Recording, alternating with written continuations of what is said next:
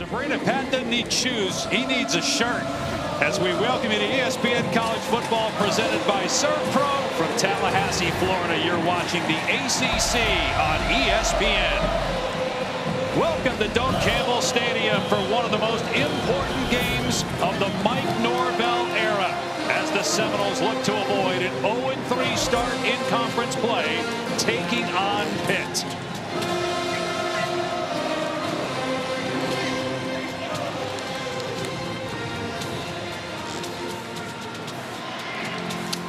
A roller coaster of epic proportions the last few years for FSU. 2 seasons ago, an undefeated regular year, followed by a disastrous 2024 as the Noles went 2-10. To start this season, a convincing win over Alabama, but more recently, the back-to-back losses. Double overtime against Virginia and last week against Miami. And welcome to the booth, Dave Pash and Dusty Dvorak alongside Taylor McGregor down on the field.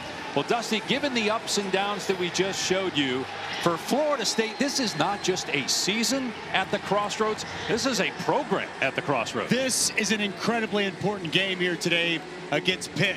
Look, a couple of weeks ago, we thought this might be one of the best teams in all of college football. And they come into today having winning an ACC game in over a calendar year. Who is this team? What are they? Mike Norvell thinks the leadership, the DNA is different than a season ago. We're going to find out here this afternoon. Against a Pitt team that's knocked off a ranked team 8 of the last 9 years. Let's check in with Taylor now down on the field. Well, some big-time injury updates, Dave. Beginning with Pitt, they will get back Desmond Reed, their star running back, who was the preseason All-American. He has missed the previous 2 games due to injury, but with him back, it is a huge boost for Pitt. But then for Florida State, big-time news. Their best offensive player, Randy Pittman Jr., is out today with an injury he suffered last week against Miami. He was limited all week in practice, tried to give it a go in pregame warmups, but almost immediately went back to the locker room, and Coach Norvell told me he is a no-go, Dave. And that impacts everything that Florida State wants to do offensively. Look, Randy Pittman came over with Gus Malzahn. He knows this offense like a coach. They use him as a blocker in the run game, in the throw game. One of the most important pieces to this Seminoles offense, not going to be available here this afternoon. It is quite windy down on the field, so the wind blowing off the ball from the tee. So Jake Weinberg will try again with former Seminole Deuce Spann as the deep man. He had a kickoff return for a touchdown when he was here in Tallahassee. 36 kickoffs for Florida State, 36 touchbacks. They won the toss and deferred. And Pitt will start on the 25 with a true freshman quarterback who really excelled at his first start. He played like anything other than a true freshman a week ago, and it was his decisiveness. And how about the anticipation and accuracy with the football? This is the 4th of his touchdown passes. Seeing the linebacker anticipating that space come open, and he's got athleticism. He can extend the play, make plays with his legs, getting outside the pocket, eyes down the field. He was decisive, he was accurate, and he was as efficient as any quarterback Pitt has had all year leading this offense.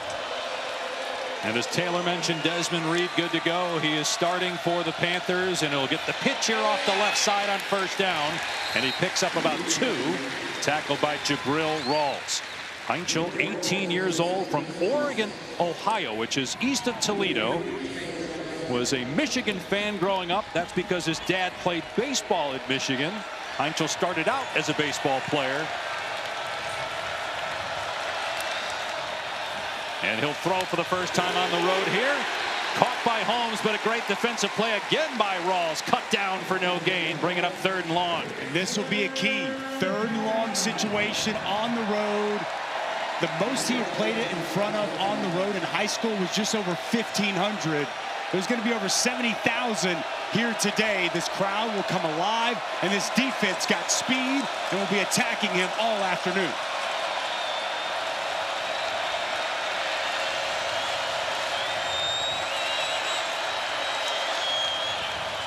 Facing a 4-man rush, Heinchel steps up. Nice juke, and he lunges, but comes up short of a first down. Elijah Herring dragged him down. It is 4th and 1, and Pitt keeping its offense on the field here inside its 35 for 4th down. Boy, this is a huge gamble early on for Pat Narduzzi. I expected to see the punt unit on the field. It makes a quick decision, and he's going to leave his freshman quarterback.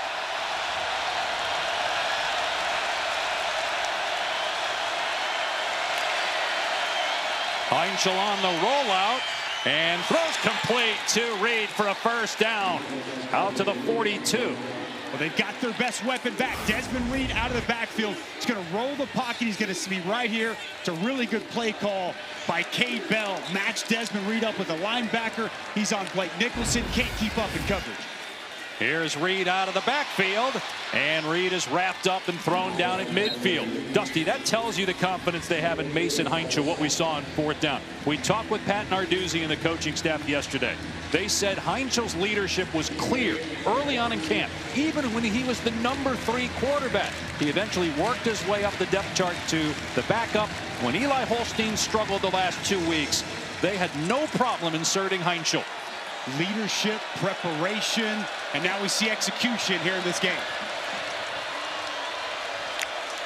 On 2nd and short, off play action, Heinzel throws, and a sliding catch is made inside the 35 by Poppy Williams. Another strong throw and a gain of 16. Well, it's good protection, and Heinzel stands firm in the pocket, surveys the field, and a strike down the field to a sliding Williams. Poppy Williams, nice job going to the ground, making that catch. Here's Goff off the right edge. Popped at the 30 by Earl Little Jr. Our impact players brought to you by Mattress Firm. We've already seen Desmond Reed. He's one of the best weapons in the ACC, a preseason All-American. And Darrell Jackson Jr., massive, 6'5", 335 on the interior of that Florida State defensive line.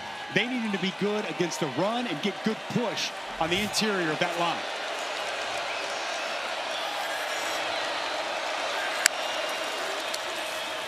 Heinzel with a late pitch, and the ball is on the ground. And the Panthers recover it. Justin Holmes saves Pitt from a disaster back at the 36-yard line. Well, you said it, Dave. Disaster averted.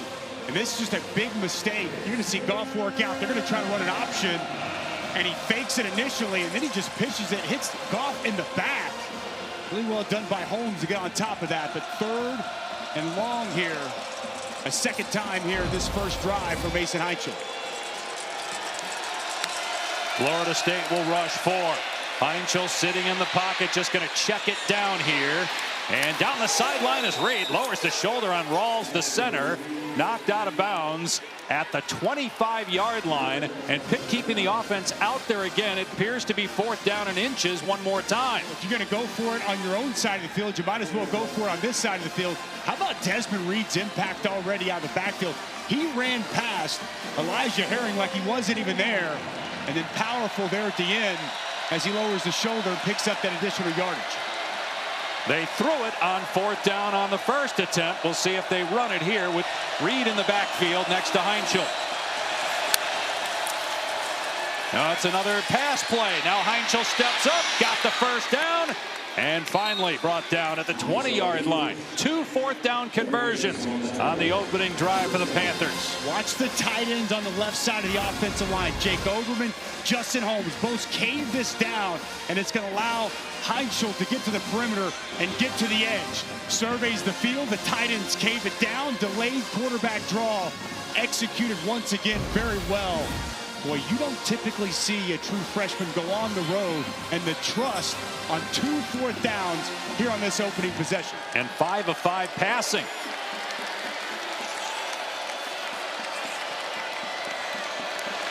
Out of empty, Heinzel to throw again. Good protection, everybody covered. Heinzel going to run again. And wisely slides for a gain of a handful down to the 15-yard line. This opening drive could not have been scripted any better for Cade Bell. And guess what? He doesn't script it because he doesn't script anything. Whether it's in practice or in the game, the young offensive coordinator at 32, everything he calls off field and everything he's calling is working here so far. And Heinzel in trouble here. Got back maybe to the line of scrimmage before he's taken down by Stephon Thompson. You mentioned Cade Bell the OC.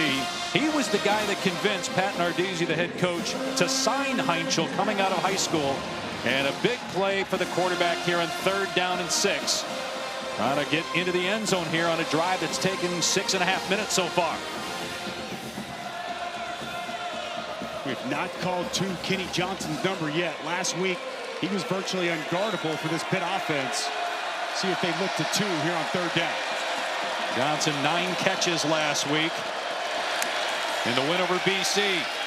Heinzel again with time. Everybody covered again. Heinzel is brought down short again. Does Pat Narduzzi roll the dice one more time? Offense staying on the field. 4th down. No doubt the mindset very clear here for Pat Narduzzi. Going to be extremely aggressive as he is after a touchdown here on this opening drive. Boy, it feels like, though, you've got him twice. Maybe you've had a 7-minute drive. You make sure you get points here and kick. No? Not the mindset. I think he knows we're going to have to come in and score and be aggressive against Florida State. He's going to call a timeout here. We'll see if he changes his mind. It's been a gorgeous opening drive engineered by the 18-year-old freshman quarterback in his first road start. Already 2 4th down conversions. 4th and 1 one more time when we come back.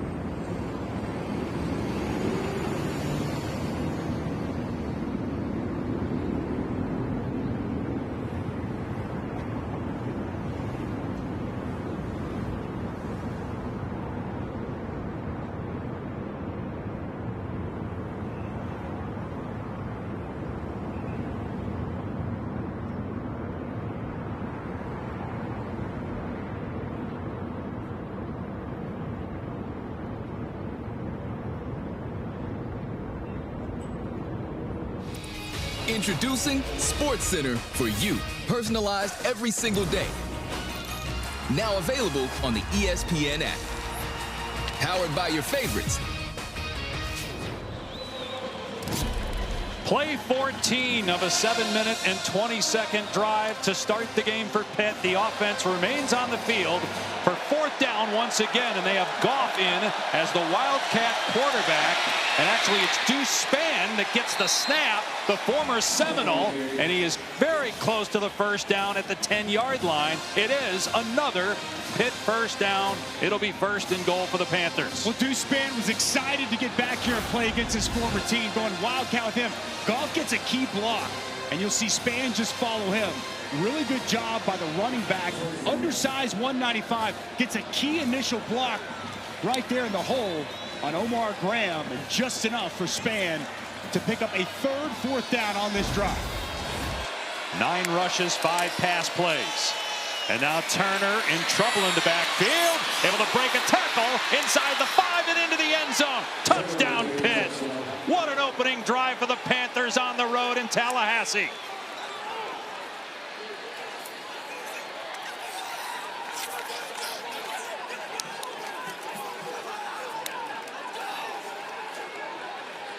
We wondered how Florida State would respond after losing the last 2 games, including here at home against Miami last week. Down big in most of that game, came back late to make the score look close.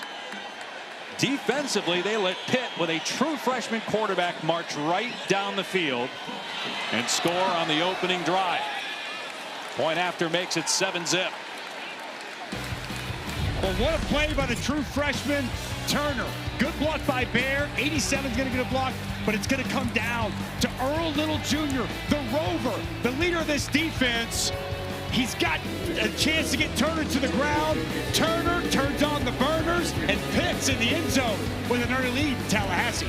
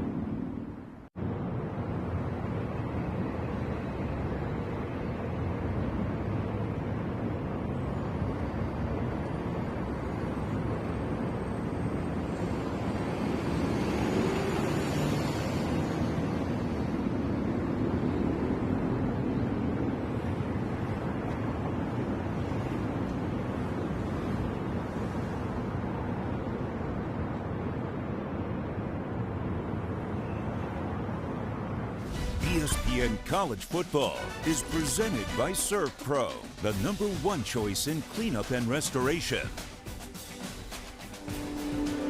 Dave Pasch, Dusty Dvorak, Taylor McGregor on an overcast day in Tallahassee. 7-0 Pitt. Outscoring teams this year in the first quarter 55-0, and they've lost 2 games. They beat Duquesne and Central Michigan. They led Louisville 17-0, ended up losing by a touchdown. They led West Virginia by 10, ended up losing that game in overtime. And then a win over BC last week, 48-7. But a bad kickoff out of bounds. It'll be excellent starting field position for Tommy Castellanos in his first year as the Florida State starting quarterback. Kick out of bounds by number 94 on the kicking team. Ball will be placed at the 35-yard line. First down. And in talking with Mike Norvell yesterday and Gus Malzahn, the offensive coordinator, they said we need Castellanos to be around 20 pass attempts. That's when we're in a rhythm offensively, our best chance to succeed. Look at Alabama, just 14. Last week against Miami, they got behind. They had to throw 45 attempts. The coaches said going to be hard to win if we're throwing it that often. Gavin Sawchuk, former Sooner, is in the game at running back, and we have a flag before the first snap on offense for FSU. Illegal snap by the center. 5-yard penalty. First down. Luke Pettibone commits a penalty for Florida State before they even have their first snap. And he's been their most reliable, best offensive lineman for this group so far this year. This group a little bit different as Micah Pettis out. He got banged up a week ago against Miami. Jacob Rizzi will start at right tackle, and Adrian Medley will stay at right guard. We already talked about Pittman's injury, so they got a lot of guys out. Castellanos trying to find some room to run, and he gets about 4 before he's brought down by Lovelace. As we look at our road test brought to you by Goodyear, Florida State excellent running the ball, Pitt excellent stopping it. Well, it's good on good. And Gus Malzahn coming to Florida State, rejoining with Mike Norvell. It's been an infusion with this rushing attack, and Pitt, one of the absolute best, creating negative plays and stopping the run. Sawchuk gets the pitch, and off the right side finds the 40 for a 6-yard gain to put him in third and manageable, third and about 5. This Pitt defense, they bring a lot of pressure, a top 10 pressure rate team in college football. It's Kyle Lewis down on the field, preseason All-American linebacker for Pitt. Sorry, Rasheem Biles, not Kyle Lewis. Biles equally important. Yes. In fact, the Pitt coaches say that Biles and Lewis and Lovelace make up the best linebacking core they've had under Pat Narduzzi, and this is year 11 for him. And he and Rasheem Biles has taken a huge step in the most productive of these linebackers so far. And they've got all kinds of injuries at defensive end. They really don't have a lot of depth. They don't match up great in terms of size against Florida State. Another reason why they can't lose a great player like Biles.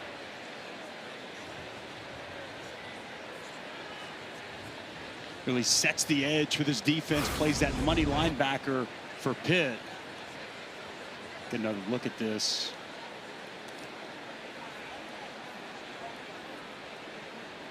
And you see there the ball carrier Sawchuk made contact with the leg as he rolled over.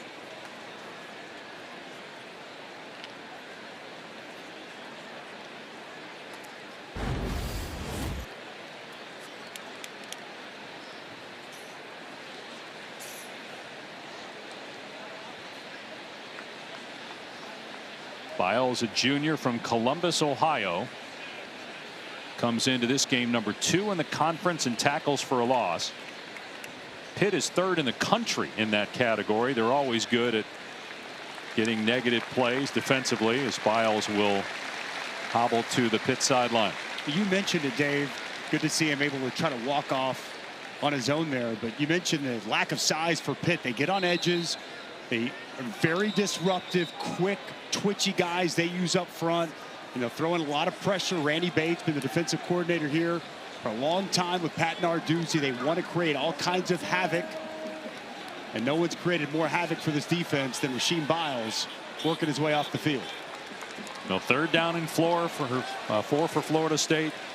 Tommy Castellanos, we already saw him run on 1st down. Picked up 1,100 rushing yards 2 years ago when he was at BC.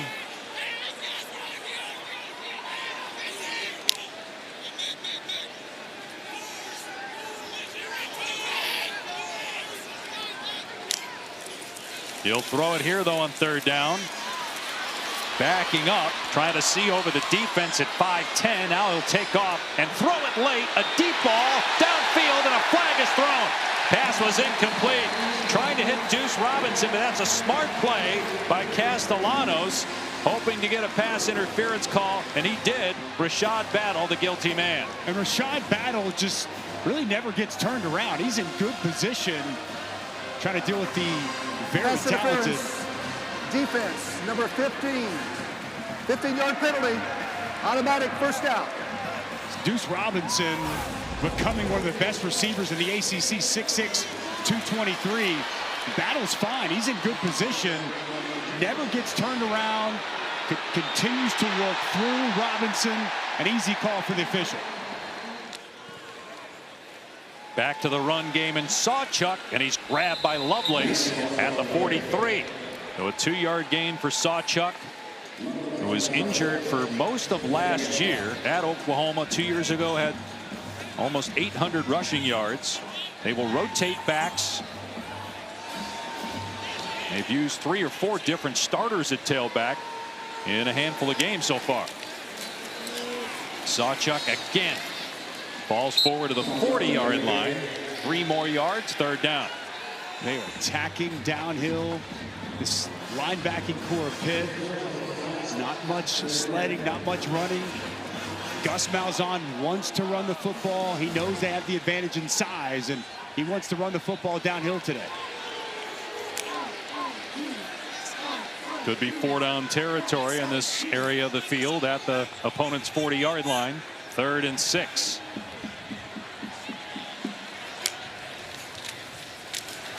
Sawchuk up the gut, gets the first down and more, spins out of a tackle. Inside the 15 and inside the 10, trying to hack the ball out was Kyle Lewis, and it's a big play for 34 yards. Well, it's inside. It's Luke Pettivon. It's Adrian Medley. The center right guard, the strength of this offensive line. They run right behind him. Excellent job blocking on the interior of the offensive line. So 1st and goal for Florida State at the 7.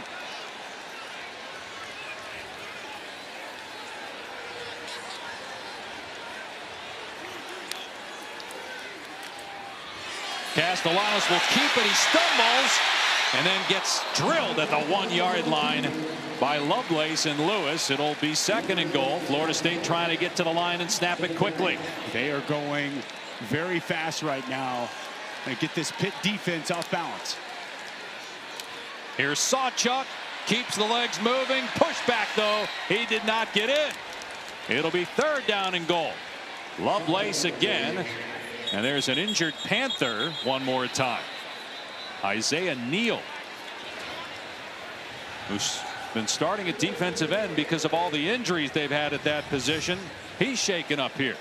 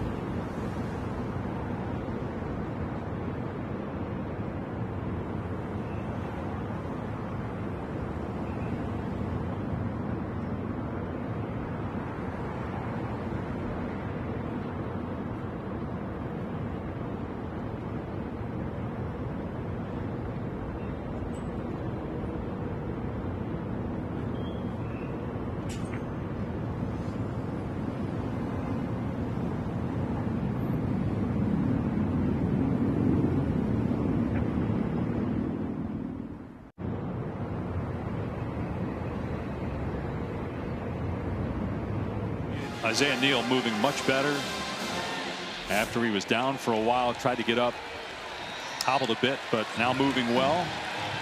Florida State, as they look at Rasheem Biles as well on the Pitt sideline, facing 3rd and goal from inside the Pitt 1.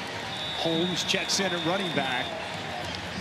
Bigger body back, right around 220 pounds. And they'll put Castellanos under center here, and Holmes takes the pitch, and it's going to be close. No signal just yet. Now there is. It's a touchdown for Florida State.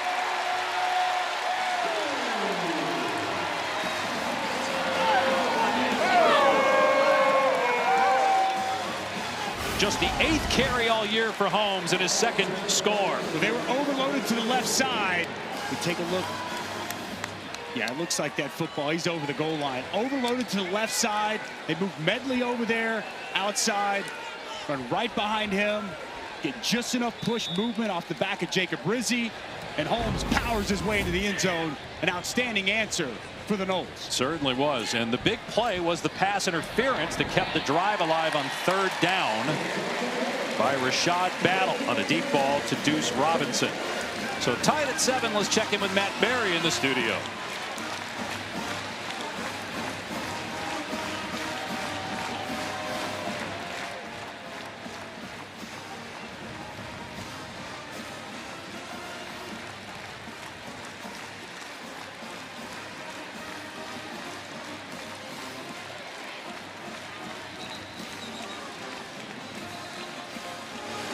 All right, Matt, what did you think going into that game about Bama and Mizzou, the first game Matt mentioned? I thought it was going to be a knockdown drag-out. I think a lot of points going to be scored. We had Missouri earlier this season. Ahmad Hardy is special. Well, he is so difficult to tackle. Ty Simpson been playing great. I think it's going to be a game that comes down to the end, but I think both defenses might have some struggles today against those offenses. Boy, how good has Ohio State been? They've allowed 25 points heading into today through 5 games. That offense under Julian Sage just keeps getting better and better and better each week. Defending champs. We got another big one in the Big Ten. Obviously, game day was in Eugene, Indiana, which housed Illinois earlier in the year. Taking on Oregon, which had the big win against Penn State a couple weeks ago. What a day of college football. Red River coming up 3:30 ABC. And the ball falls off the tee again because of the wind.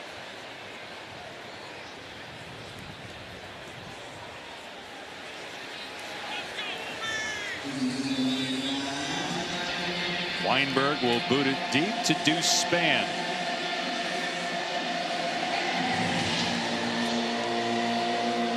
Florida State with wins over Alabama, East Texas A&M, and Kent State. The losses to Virginia in double overtime and last week against Miami. Check in with Taylor now. Well, Dave, the nation is getting to know Pitt quarterback Mason Heinschel. He grew up in Oregon, Ohio, about an hour south of Ann Arbor. A huge Michigan fan, as his dad, Eric, played baseball for the Wolverines. And speaking of Eric, Mason calls him his biggest life influence. Coached him from flag football all the way to 8th grade. But on the field, his idol, Marcus Mariota, loved the way he was able to extend plays and make something out of nothing, he said. And he's still a diehard Tennessee Titan fan because of Marcus Mariota, Dave. Even though Mariota's in Washington now, and there's Eric and Cindy Heinschel, Mason's parents, here today. Jet sweep, Blue Hicks hurdles a defender, but does not pick up much. Heinschel was lightly recruited. Got offers from Pitt, Ohio, Liberty, and Bowling Green. That's it. Credit Cade Bell. He saw something in him. He saw the tape, and he knew that this guy was a gamer. Didn't have a great team around him, didn't have a great offensive line, but he continued to make plays. And his leadership, since he's been there, has blown this staff away. Heinschel with pressure in his face makes a nice move to get rid of the defender and finds Turner down the sideline. Oh, Heinschel made that happen, making the defender miss, and it's a gain of 17. It's going to be Blake Nicholson coming off the edge. He's untouched. Watch Heinschel start outside, freeze the defender, work back inside. Eyes stay down the field as he locates Turner out of the backfield. Boozy Turner is a game changer out of the backfield. We saw the touchdown run earlier and the speed on the perimeter after the catch. Turner trying to break tackles again and spun down for a loss at the 41 by Justin Cryer. It'll be 2nd and 11 with 2 minutes to go in the opening quarter. They need more of that from Justin Cryer. This linebacking core, they rotate a lot of guys. They're interchangeable. But the leader of this linebacking core is Justin Cryer. Goes by Juice, son of a coach, and the team leader. Heinschel climbing the pocket, and he had Turner wide open down the sideline, but a misfire. Otherwise, he might have taken it in for a touchdown. Would have had just one defender to beat. Boy, Heinschel is going to look at this and be very upset. We're going to see the wheel route outside. Nobody stays with Turner, just wide open. Heinschel a little bit too much on this pass. If he puts it on the numbers, it might go for 6. His first incompletion of the day, and now it's 3rd and 11. Can Florida State get any pressure? Look what they're showing all these bodies at the line of scrimmage, trying to confuse and mess with the freshman on 3rd down. They'll back off and rush 3. Heinschel steps up and delivers a strike for a first down to Poppy Williams to the 44 of FSU. Boy, this is so good. Only a 3-man rush. And Heinschel, he sees that space in the pass rush lane, steps up.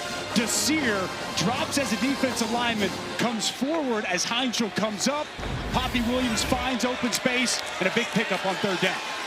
Turner trying to get the corner, and just too much speed from Florida State. They track him down at the 40. Still a gain of 4. We didn't know what to expect. We were impressed with Mason Heinschel last week at home against BC. We talked about it, though. What's he going to do on the road? A better, more athletic, talented Seminoles defense. This stadium, Doak Campbell, one of the best venues in college football. How's he going to deal with it? It's early on in this game, but Dave, he hasn't just passed the test so far. He's aced the test. There were some comparisons made by some of the Pitt folks to Kenny Pickett and what he meant to this Pitt program in terms of leadership and confidence. Nice catch that time by Turner. He took a shot from Rawls on that errant throw, and another 4-yard gain to put him in 3rd and short. It's good concentration on Turner just to be able to corral this pass and bring it in, but a big shot delivered here by Rawls.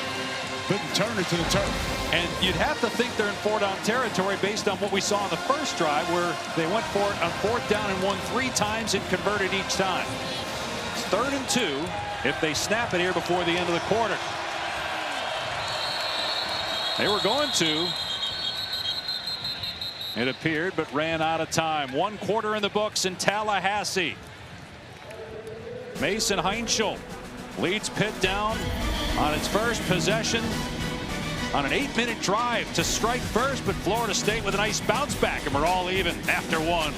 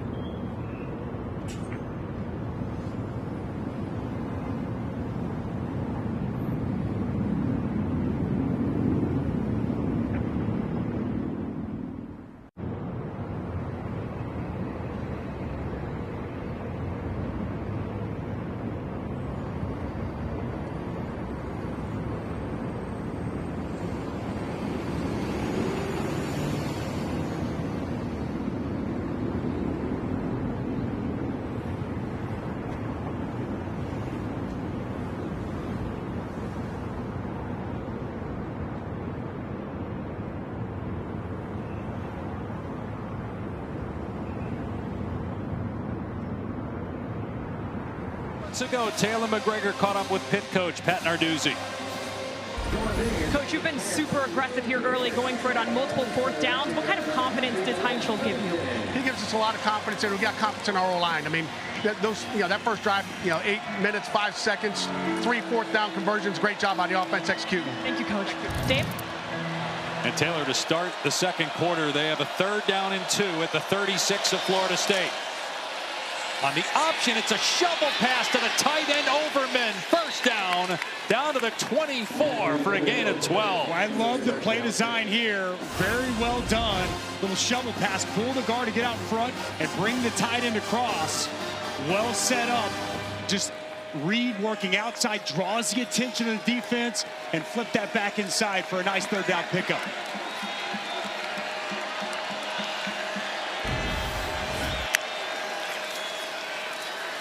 Heinschel taking a shot, got a man, and it's caught for a touchdown by Desmond Reed. Another gorgeous toss by the true freshman quarterback Mason Heinschel. And Reed, back from injury in a big way, gives Pitt the lead back.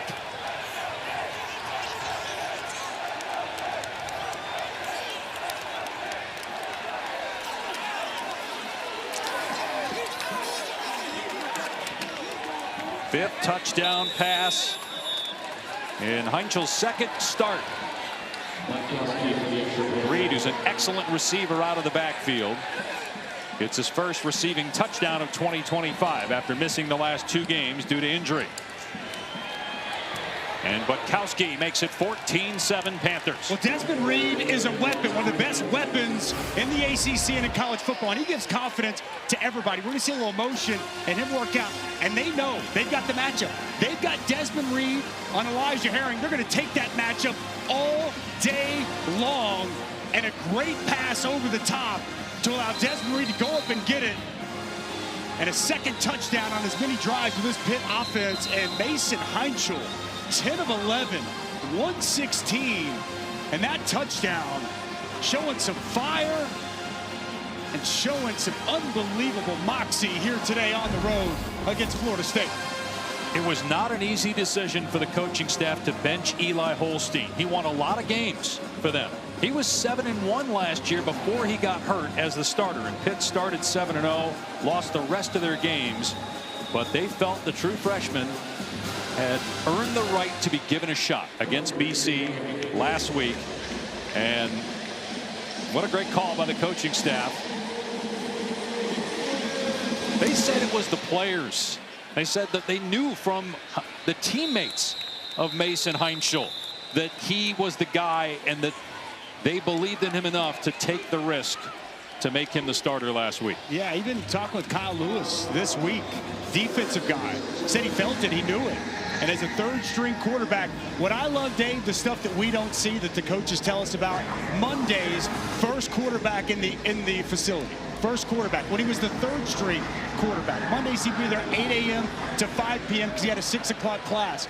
He prepared like the starter even when he was 3rd string. Players see that, players feel that, and boy, you can see why this coaching staff was so high on this young player. Usman Kroma on first down gets 7 yards to start this drive for Florida State. Taylor? Well, I've been really impressed with what I've seen from Mason Heinschel here on the sideline as a freshman quarterback. Guys, I'm not sure I've ever seen a leader as vocal as he is. He talks to the coaches and immediately goes and talks to all position groups. All right, Taylor. Meanwhile, a wide receiver screen to Danzy, and he comes up short of the line to gain, so it'll bring up 3rd down here for Florida State. But it's an important 3rd down here for Florida State. I mean, this offense is going to have to continue to match Pitt.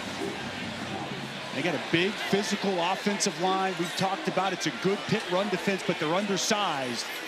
Be surprised if we don't see them run downhill at them and try to utilize that size advantage they have up front.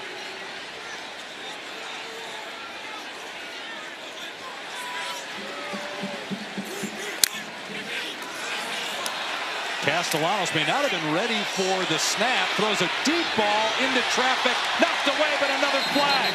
This will be the 2nd pass interference on Pittsburgh. Unless they're going to say that There was a push-off downfield for Robinson. But there was a pass interference in the first quarter on Rashad Battle. There are 2 fouls, both on the defense. Offside, number 3, penalties decline. Pass interference, defense, that penalty's accepted, 15 yards from the previous spot. Automatic first down. So that was Harrison. They got handsy with Robinson downfield. Rasheed Bile is going to jump off sides initially, right? They're going to draw him off sides.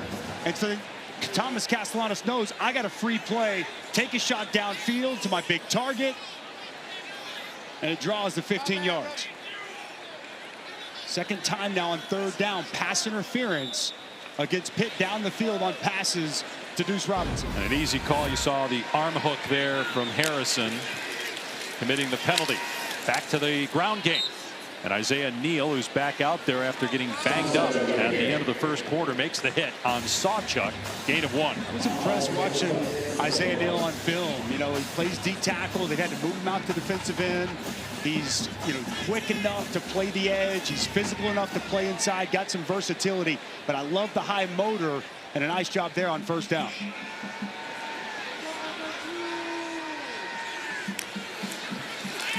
Blitz coming. It's picked up. Castellanos finds a man. It's caught on the sideline by Robinson, just short of a first down.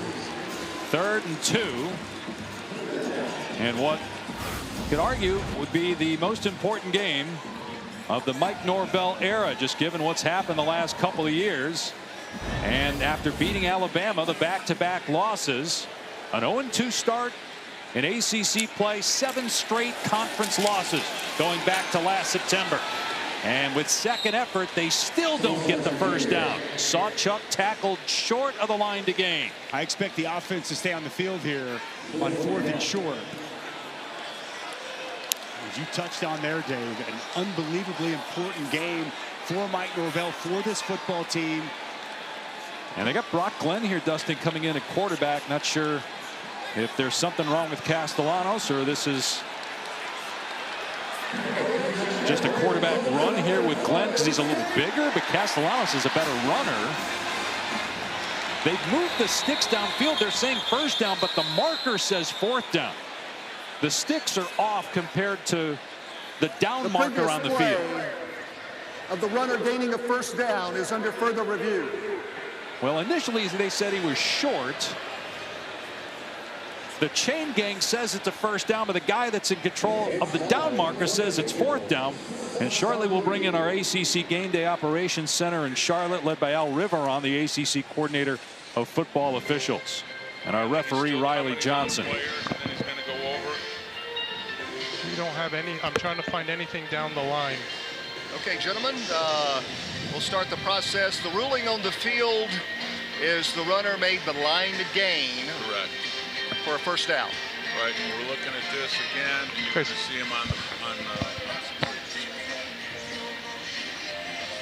you're going to see him over. There's nothing directly down the line, so there's nothing to overturn. You got A. What's A? Anything good? Same shot. It's the 50 again. All right, this is the same angle. Yeah. We're all in agreement. The ruling on the field is upheld. Correct. Thank you. Okay, replay. The ruling on the field is upheld. Correct. Thank you. Down. Thank you. So there was clearly confusion at first whether he got the first down or more. The field is upheld. First down. Again, the down marker was different than the chain gang, so clearly there was some miscommunication. But as you heard, the call on the field was first down, and not enough video evidence to overturn it in that situation. I just want to say thank you to the ACC on being the model for how we should get a chance to have the access to look at these replays, so people at home, so ourselves, can see the process that they go through to uphold these calls, overturn these calls. It's been awesome all season, and it should be something we see all throughout college football. Castellanos back in now, back to throw. He'll take a shot into double coverage. Incomplete. Again, going deep for Deuce Robinson. This time did not get a defensive pass interference. McIntyre got safety help over the top, throwing into double coverage, but look, even when Deuce Robinson is covered, he's open. 6'6" long. He has been so good with contested catches, 8 contested catches coming into this ball game. And I think just from a confidence standpoint, he's taken a huge step here this season. Kazai Holmes, nice jump cut in the hole. Inside the 40 before he's pushed back. So a gain of about 5 for Holmes, who has the Florida State touchdown in the first quarter.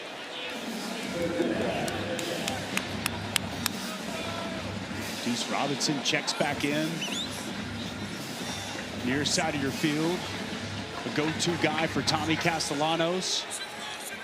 He's been targeted 4 times already if you include the 2 deemed PI calls on Pitt.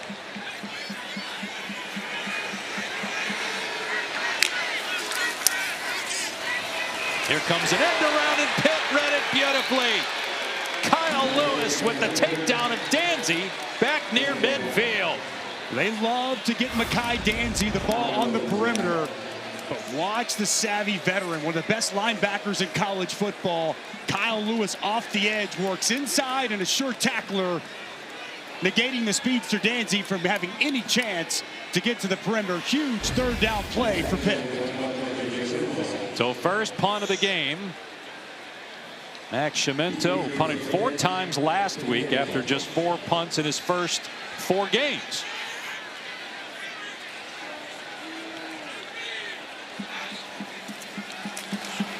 Kenny Johnson waiting for it inside his 10, and he decides to field it on his 1-yard line. Signaled for the fair catch. That ball looked like it was going to cross the plane if he lets it go. Instead decides to field it around his 3. Mistake that time.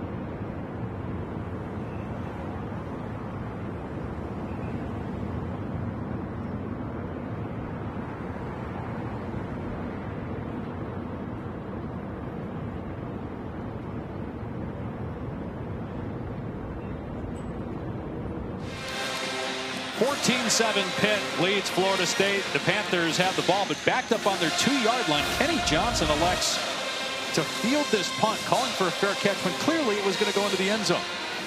Do not understand the decision by Kenny Johnson, who's been really good as the punt returner so far this season. Bad decision there. Putting Heinzel in a tough spot. Another challenge for the true freshman. He's met all the other ones and makes a smart play here. Just taking off as he was being pressured by James Williams and gets to the 5. Well, you don't typically see any quarterback, let alone a freshman. He takes his drop at about 7 yards in the end zone. Sees some space there along the offensive line and a decent pickup to give him a little bit of breathing room. Pitt playing without starting left tackle as well. Jeff Percy was injured last week against BC. Kendall Stanley, who the coaches like a lot, replaces him. From the end zone, Heinschel tried to dump it off and misfired, trying to hit Desmond Reed, bring it up 3rd down. This is a very important 3rd down. With Tony White, the new defensive coordinator, came in.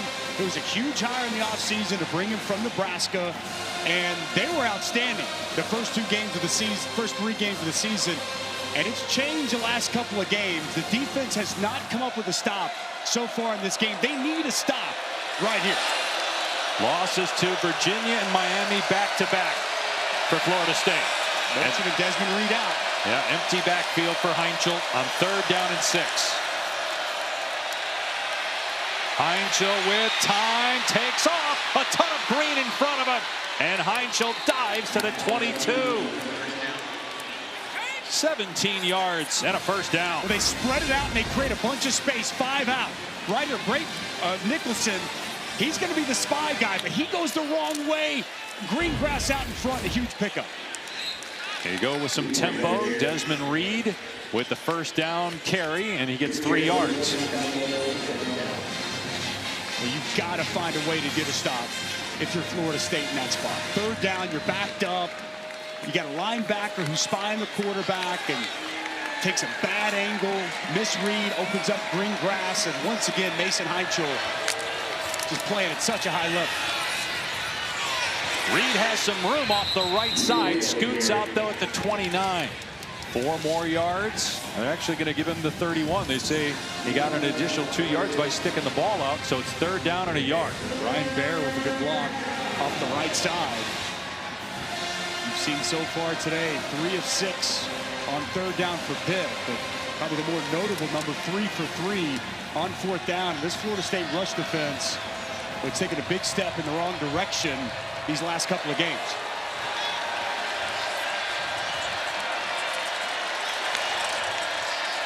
Blitz coming up the middle. Heinschel sacked back inside the 20-yard line.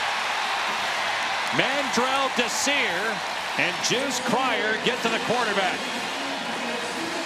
Well, I was loving this true freshman, Mandrell Desir. He's got a twin brother, Daryl Desir, as well. Watch him work here, and then they're going to bring the backer as well, and both are able to get home in a much-needed stop for this defense. Desir just unblocked. Good timely blitz by Cryer. Got to have a play if you're Florida State's defense, and they come up with a big stop.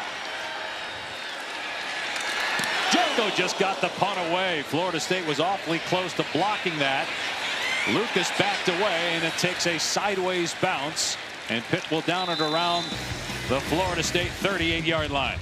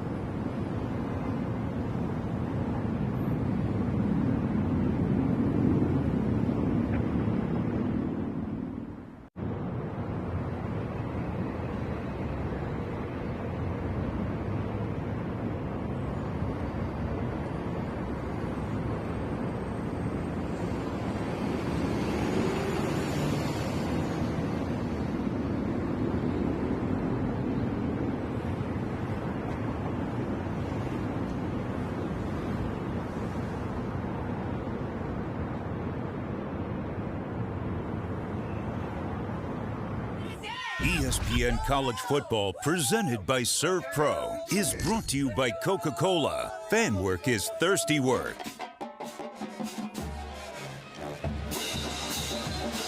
Dave Pasch, Dusty Dvorak, Taylor McGregor back in Tallahassee. Well, Florida State got some incredible news this week. Freshman linebacker Ethan Pritchard, who 6 weeks ago was shot in the back of the head while driving his aunt home. Police say it was just simply a case of mistaken identity. Pritchard released from the hospital. He'll continue his recovery at a rehabilitation facility. The president of the United States, Donald Trump, reached out, sent a letter to Ethan and his family saying, "Your courage reflects the power of the human spirit. Your tenacity is an inspiration to so many. Hope you find comfort in the love of family and friends, and you'll be uplifted by the abiding strength and support." Florida State with the ball. Chrome on first down. And he gets back to the line of scrimmage, and that's it. With more on Ethan Pritchard, let's check in with Taylor. Dave, Coach Norvell told me they rearranged everyone's schedules to make sure the entire team could be there when Pritchard left the hospital. He described that moment as incredibly moving. It's been really hard for this Florida State team in the middle of the battle of Pritchard, and they've been FaceTiming with him nearly every night, so a huge special moment yesterday. Yeah, and this pass is dumped off near midfield for a first down to Marquiston Douglas. Ethan's father talked this week openly about how great Mike Norvell has been, checking in every single day with Ethan and his family. It was just such an unexpected tragedy and great news to see him get a chance to go home. Castellanos ran into his own man twice and then finally gets tackled. Big fumble the ball. Jimmy Scott was the man that forced the fumble. And Jacob Rizzi Florida State's got the ball. Yeah. So a loss on the play still of about 6 yards. Well, this is why you never give up on a play. Jimmy Scott's just going to keep coming and never quit. Tommy Castellanos looking, trying to buy time. Jimmy Scott just continues with the play, punches that ball out, and really heads up effort by the right tackle, Jacob Rizzi, to get on top of that football. Boy, Castellanos will carry that ball. He keeps it out really wide. Loose with the football, and Jimmy Scott knocks it loose. They'll run it here. And it's Keziah Holmes crossing midfield, getting back to the original line of scrimmage. Castellanos has had turnover problems in the last 2 games, both losses. 2 interceptions thrown against Virginia, 2 picks against Miami. He cut down on his turnovers last year at Boston College after 14 interceptions 2 years ago. He had just 5 last year, but already 5 this year, and almost had a lost fumble. Keith Robinson up in the boundary. Love back shoulders, comebacks to him outside. Pressure up the middle. It's a screen to Sawchuk, and Sawchuk's got the first down. Stumbled, otherwise he might still be going. As it is, a gain of 16 for Florida State. With outstanding job blocking on the outside. Gunnar Hansen and then the receiver, Wayne McCoy, to help spring that pickup on 3rd down. Florida State going with tempo. Castellanos setting up the deep ball, and the ball is caught for a touchdown by Danzy.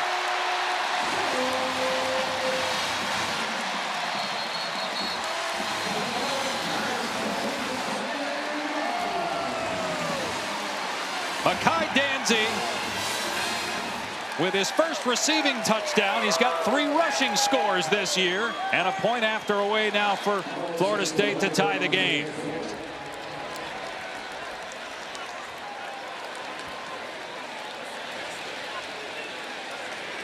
After the near giveaway, Castellanos bounces back with a home run ball pulled in by Danzy, and the point after from Weinberg. Well, the speed of Danzy we talked about earlier. He's going to be a deep post, and watch this safety, Marquez. He's going to look inside, going to get caught up with the underneath route, takes 1 step inside, opens up that post, and a dime delivered to tie this thing up in Tally.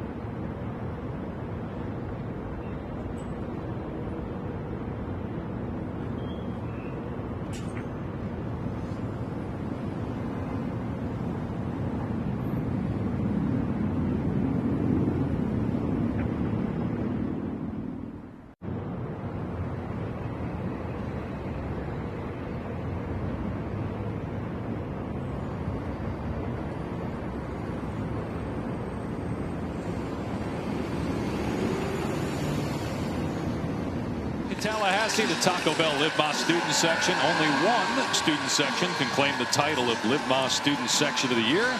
Who will take home the trophy this year? Beautiful day in Tallahassee. Temperature in the mid-70s for Pitt and number 25 Florida State. We're all tied late in the first half. Beautiful day, beautiful stadium. How about the renovations, Dave? They've done a great job here at Doak Campbell Stadium. Looks awesome. We had a chance to go check out the new football complex. It's about to open up. They have really upgraded the facilities. It is a special place here in Tallahassee around this Florida State program. Wind blows the ball off the tee for a third time. Maybe you can run down there and hold it for him next time. I bet you'd make a perfect kicking holder. That was about all I was good for as a football player. Hey, you got to be good at something. You know, everyone's got a role. It's a necessary skill on a windy day on the gridiron. That's right. Another touchback for Florida State. Here's Matt.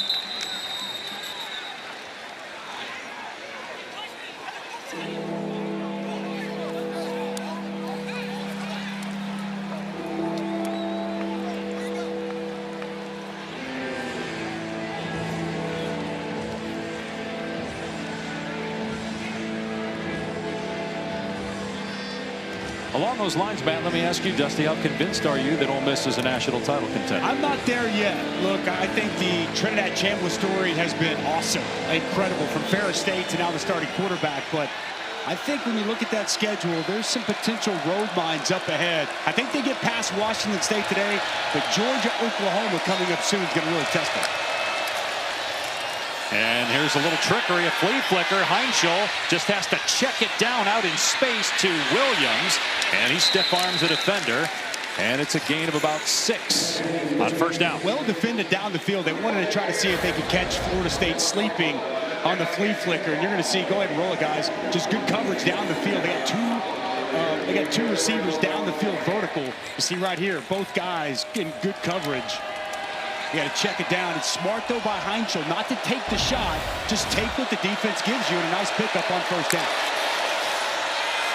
They run it, and what a play that time. Backside by Jabril Rawls on the tackle of the running back to bring up third down. Here's Taylor. Coaches have to be pleased with that because the conversation on the sideline, Dave, is how do you better stop Desmond Reed? And the message is you cannot let him get out into space. You need to get right up on him and tackle him. Yeah, he's been a factor in both the run game and the pass game. 3 catches already in his first game back after missing the last 2 due to injury. Check that 4 receptions for Reed. Now it's third down and 5 for Pitt after Florida State just tied the game. Heinschel flushed out of the pocket, hoists it deep in the double coverage, and it's intercepted. Earl Little Jr. comes up with the pick.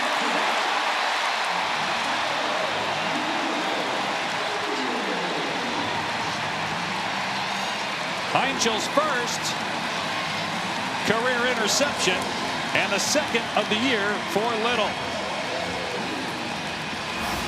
But now the young freshman going to make a mistake here. Rolling to his left, taking a shot. Earl Little Jr., that center field safety, reading the quarterback, mirroring him, and going up top, high-pointing this football, and getting a big takeaway for this Noles defense. Excellent job by Earl Little Jr., who was looking for a bounce-back spot. Didn't have his best game against Miami. Early on the opening possession, we saw him miss a tackle, but a big takeaway here, and Florida State a chance to regain the lead. Sawchuk on the delay, in trouble in the backfield. Nice play by Biles, who's back out there after being injured earlier. And now a late flag is thrown.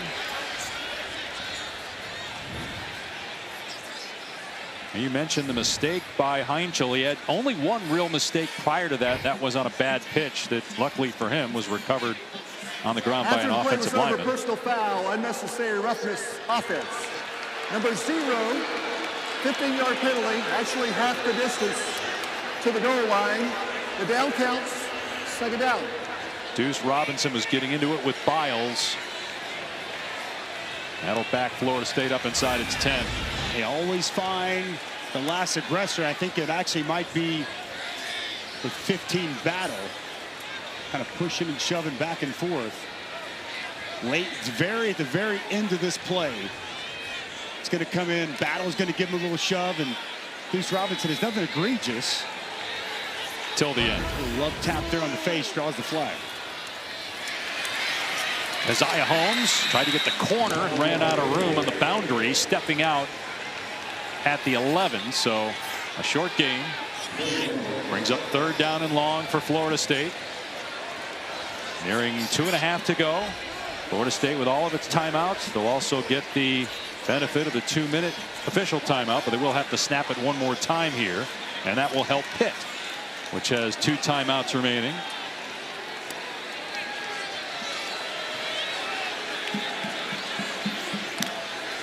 Castellanos, wide receiver screen to Danzy, who had the touchdown catch, and he gets dropped at the 16-yard line by Neal to bring up 4th down. Well, they're going more to the screen game. Last possession, there was 2 screens that they utilized. They go back to it, but the Pitt defense ready and comes up with a stop on 3rd down.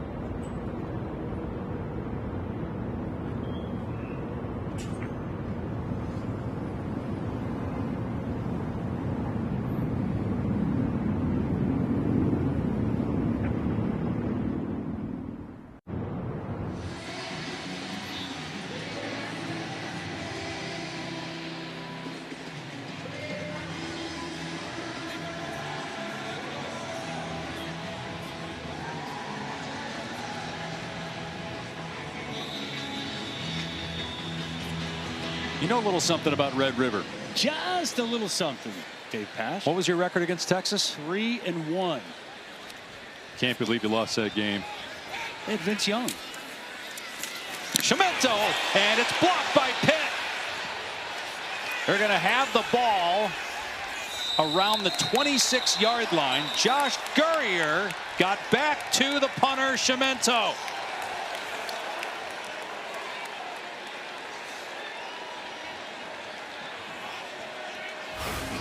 Boy, he just comes scot-free, Dave, right here, up the gut. No one accounts for him. No one touches him. And boy, right here before half, Mason Heinzel is going to get a chance to operate in prime real estate. Just a bust and a breakdown. Protection of that punt.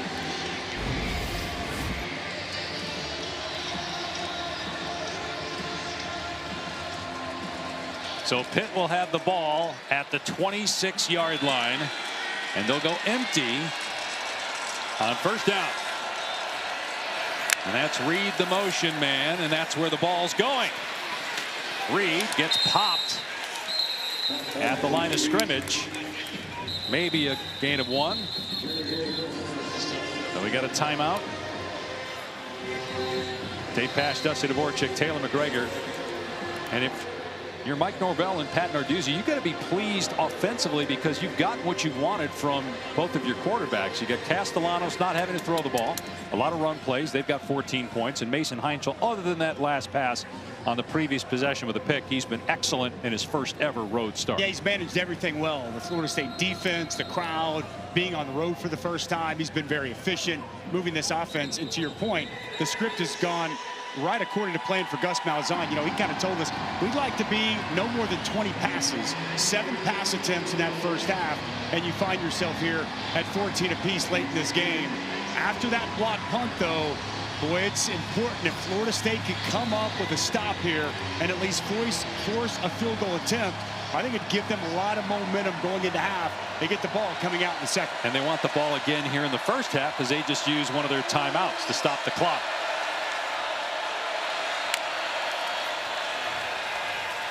Heinzel has running room again. He throws the defender downfield, and that allowed him to get inside the 20. A gain of 7. Third down coming up. We've got another timeout first. Well, this is just smart by Mason Heinzel. Big space opens up on the left side. This offensive line is a 3-man rush. And as he is the top of his break, you freeze right there. Look at all that green grass out in front. He sees it. He's going to pick up. Nice chunk, set up third, very manageable. The late rally to the football by Florida State. It's just smart quarterbacking by a young player. Nothing there down the field. Don't force anything where it doesn't need to go, and get a nice pickup on second down. Another big Saturday on ESPN and ABC, including, as we mentioned, Oklahoma, Texas, and Georgia, Auburn tonight. 7:30 Eastern time. Jordan Hare. Really like to see them try to get the ball in the hands of zero Desmond Reed, the playmaker for this offense. Such a matchup problem on the backfield. On the rollout, Heinzel, and another interception. Picked off by Edwin Joseph, and out of bounds at the 12-yard line. Back-to-back picks by the true freshman.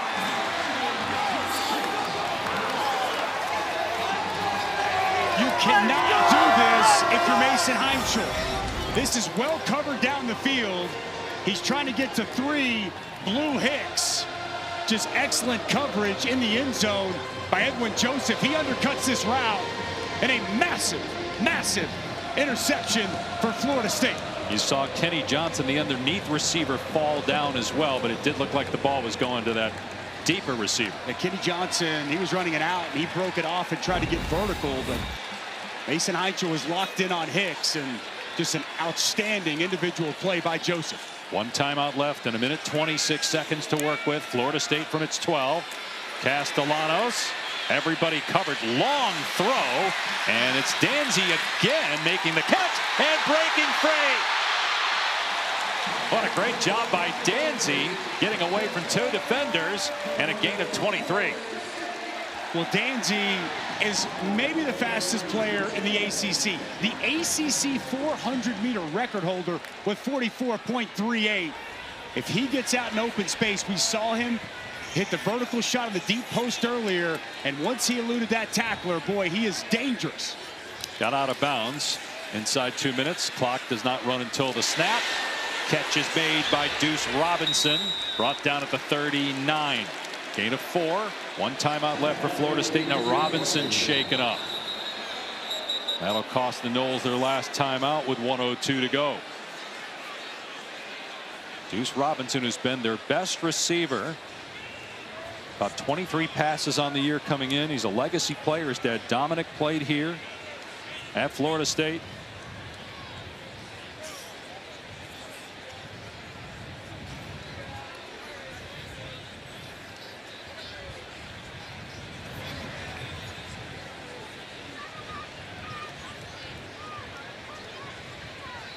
He was targeted a couple times early in the game on deep balls. Both times Pitt committed a pass interference to keep the Florida State drive going. We had a chance to talk with Deuce earlier this week, and such a delightful young man. You could tell, just so excited to be here. Was praising Gus Malzahn, how much he's learned, how much he's grown this year, the confidence he's playing with right now. Just hope that this isn't any kind of major injuries. Such a big, important piece of this Florida State offense, and just a player that's continued to get better and better. And trying to walk it off under his own power here. You hear Deuce chants from the crowd at Doak Campbell. He's got a pro body, 6'6", 223. Marquez comes in, catches him right on that right leg.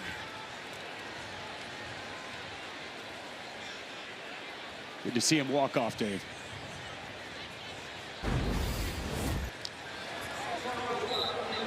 Player that qualifies for a 10-second runoff.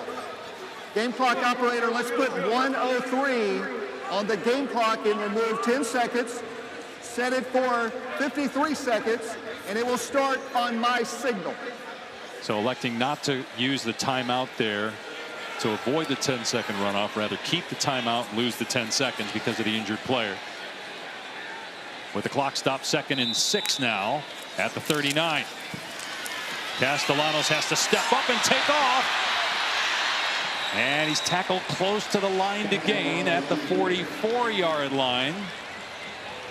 Not a first down, so the clock is running. Again, the guys with the sticks are wrong. The chain gang is off, and that confused their own team. Florida State went a little slower, thinking it was going to stop. Sawchuk gets the first down here, though, and now the clock will stop with 28 seconds to go to reset the chains. Look at downhill run and a way to finish off that by Sawchuk. Castellanos back to throw.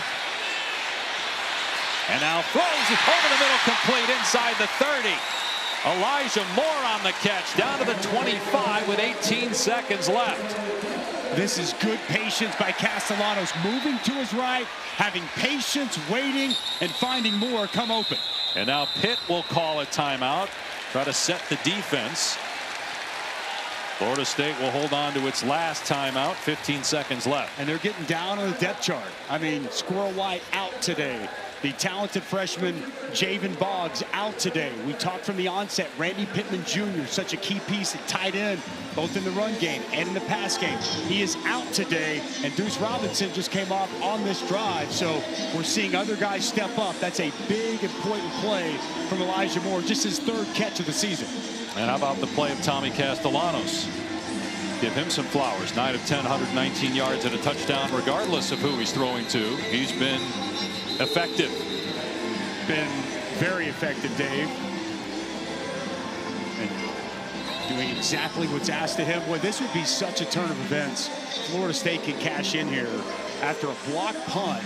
Looked like maybe Pitt could take a lead into halftime. They get the takeaway, and now quickly on the move with 17 seconds and a timeout in their pocket.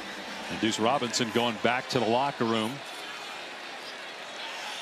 Ball on the 25-yard line of Pitt.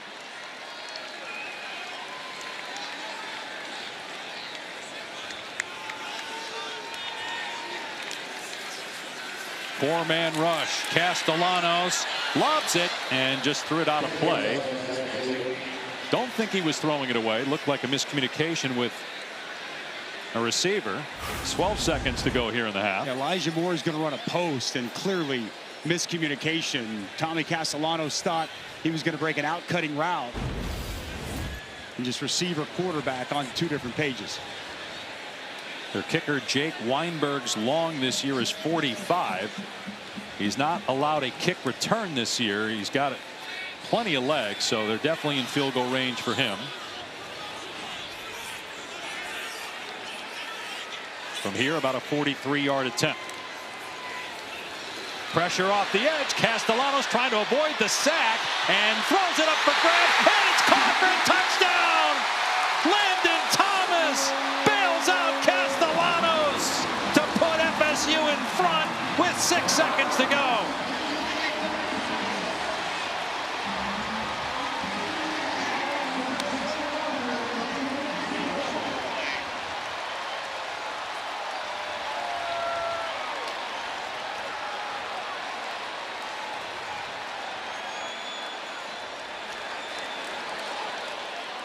Castellanos with 2 touchdowns here in the first half.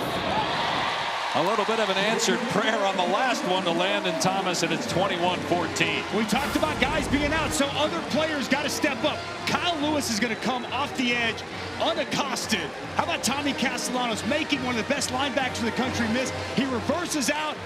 As you said, he throws up a prayer, but he's got Landon Thomas, his tight end, his 6'4", who's big, who goes up, great position to body off that defender, line him, and come down with a big touchdown catch here before halftime. Tommy Castellanos, 10 of 12 in that first half, 8 of his last 9, 138 and 2 touchdowns.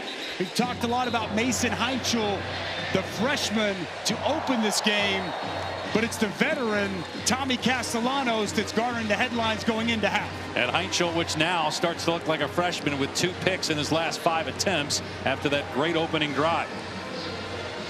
Well, Castellanos almost threw that one underhand when he was rolling to his left. And again, it looked initially like that was just a jump ball, but as you said, Dusty, great position by Thomas. No Randy Pittman, their top offensive player today, tried to warm up. He couldn't go. He got hurt last week against Miami. And Thomas, 1 catch all year before that one. And that's what you have to be. If you're Mike Norvell and you go in, you think about what you don't have today. Yet it's the next man up mentality. Coaches say it, we talk about it, but it's another thing to go out there and do it. And Elijah Moore stepping up with a big catch.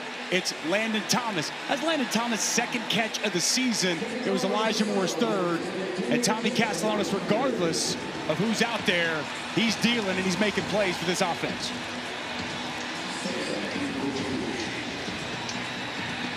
That's the response Mike Norvell wanted to see from his football team. He saw it in the 4th quarter against Miami. 28-3 going in the 4th quarter. They continue to fight. They continue to show some resiliency and resolve. And he thought that was a real positive leaving last week, heading into today. Down early here. The defense gets the takeaway, and the offense able to pay it off with that touchdown. Would imagine after the back-to-back turnovers, Pitt would just take a knee here and go into halftime with 6 seconds to go. I agree. Take a knee, go back, reconvene, and you're going to have to settle down your quarterback. Because you got to start to wonder between the ears what's going through Mason Heinchel's mind as he goes in to halftime. Last 2 possessions, we've seen him turn the ball over, and that was the big mistakes that Eli Holstein was making that allowed Heinchel this opportunity. Right, that's why they benched Holstein. They're just going to keep it on the ground with Desmond Reed. And he gets out of bounds. There's a flag down.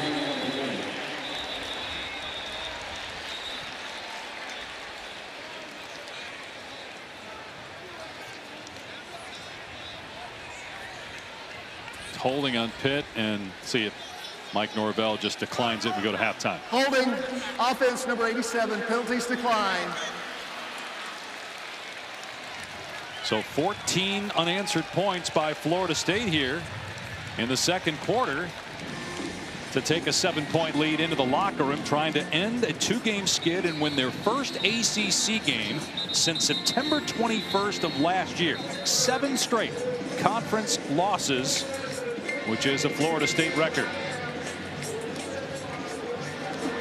So the officials are still on the field. They're going to add a second to the clock here.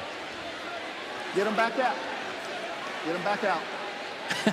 And so Pat Narduzzi and half the Pitt teams in the tunnel are going to have to come back out and put 11 men on the field here for one more snap.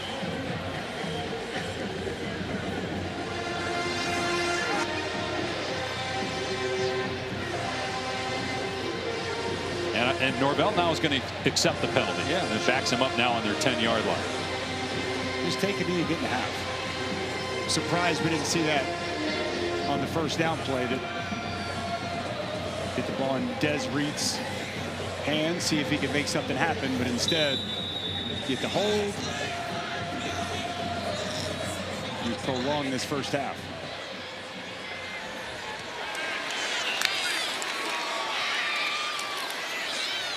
Reed, and hand fighting on the sideline with a defender, and Reed throws.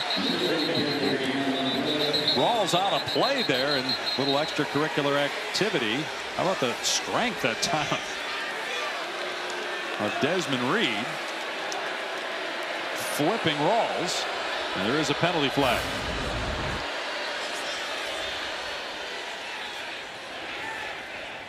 He's got his jersey. It didn't look like he had his face mask there. Just a strong play by Reed.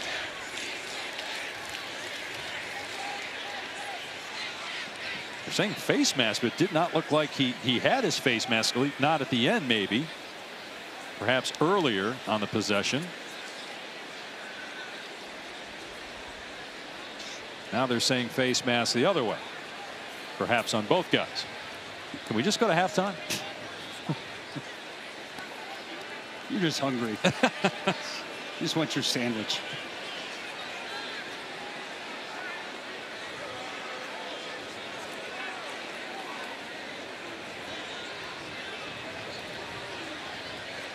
Personal foul, face mask, defense number 11. That penalty is accepted. 15-yard penalty. The half will be extended for one untimed out. So again, the initial signal was towards Pitt, and it did not look like Reed had the face mask. They get Rawls for the face mask, so maybe, I don't know if you can get the ball thrown far enough, but chance perhaps to maybe throw a deep one, a Hail Mary down near the 25. And even if you get a pass interference call, it's a 15-yard penalty, probably too far for a kick, but you get another shot at a Hail Mary. In other words, we might be here for a while. Not just going to keep it on the ground. Reed breaks a tackle, still going, and finally it's Rawls that gets into the ground, and another flag. If that's on Rawls and Florida State, that could put the ball now in field goal range. Because that would put it down near the 35. Their kicker, Butkowski's made a 47-yarder this year. But Desmond Reed just so tough to tackle. We saw the strength on the previous play. Unwilling to go down, and important call pending here. After the play was over, personal foul, unnecessary roughness, offense number 56. That foul will be carried over and administered on the kickoff in the second half. All right, so they get it on Lyndon Cooper, and the half comes to an end, but that does impact the kickoff to start the second half. Or you could have just taken a knee. Let's go to Taylor. Thank you. Really weird ending to the half there. I saw you pointing to your head. What will be your message to your group after that? I mean, you just got to make sure we're in control of our emotions. We've had a couple of extracurriculars there that are happening throughout the game, so we just got to be smart, be disciplined, and just go play Florida State football. But before that, Castellanos with a big-time throw there to put you guys ahead with a touchdown. What was it like watching that play from your perspective? I mean, the guys are battling. We didn't start the way we wanted, but I think they've done a good job of response there in the second quarter, and obviously we had 30 minutes. We just got got to go keep playing the game. Thank you, Coach. Dave? And it's 21-14 Florida State. Landon Thomas, 2 catches now this year, both touchdowns. Castellanos finding him here to push FSU in front. Avocados from Mexico halftime report. Matt Berry.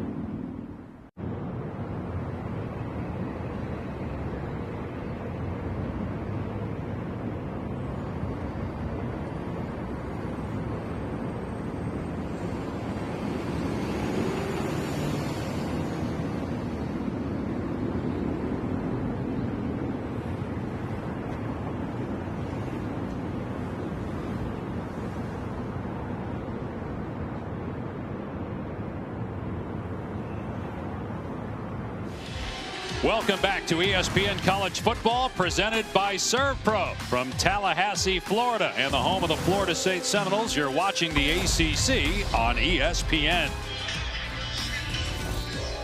21-14, Florida State leads Pitt. The Noles were down 7 in the second quarter and scored the last 14 points until intermission. First half stats brought to you by Tums. Mason Heinchel with 2 interceptions in the last 5 attempts. And then Tommy Castellanos, what looked like a hope throw initially.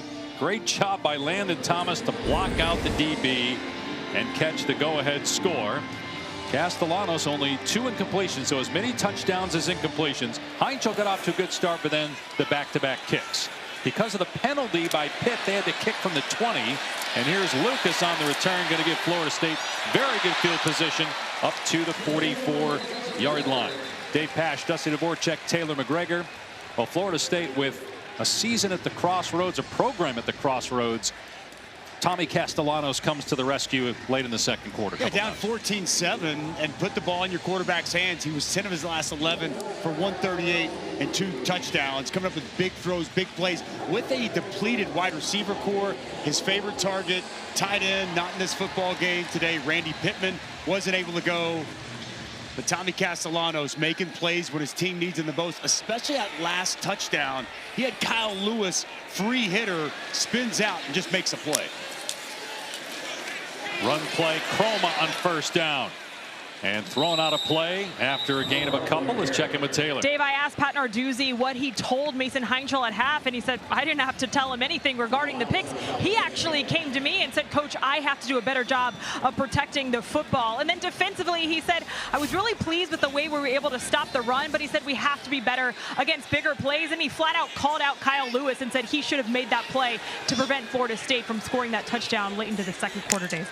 And that's what Dusty just mentioned as well, Taylor. 83 rushing yards for Florida State, but it was Castellanos through the air that did more damage than the ground game. Here he's in trouble. His arm is hit, and they're saying a forward pass. Lovelace had the pressure. It's incomplete.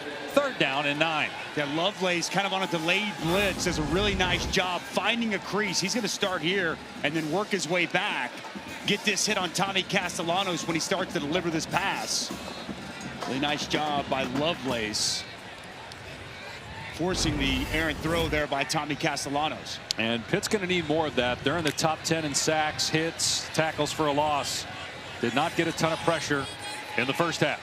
There's 2 tackles for loss for a team that averaged over 9 a game.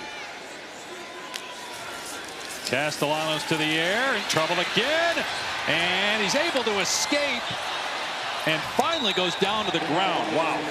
Some incredible moves as he juked several Pitt defenders. Eventually, they got him down, 4th down.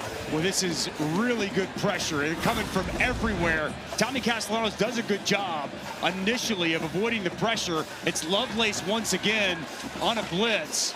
Then he makes Biles miss. Then he makes Neal miss and ultimately loses his footing. And really good opening possession for Randy Bates' defense, and Pat Narduzzi likes what he sees.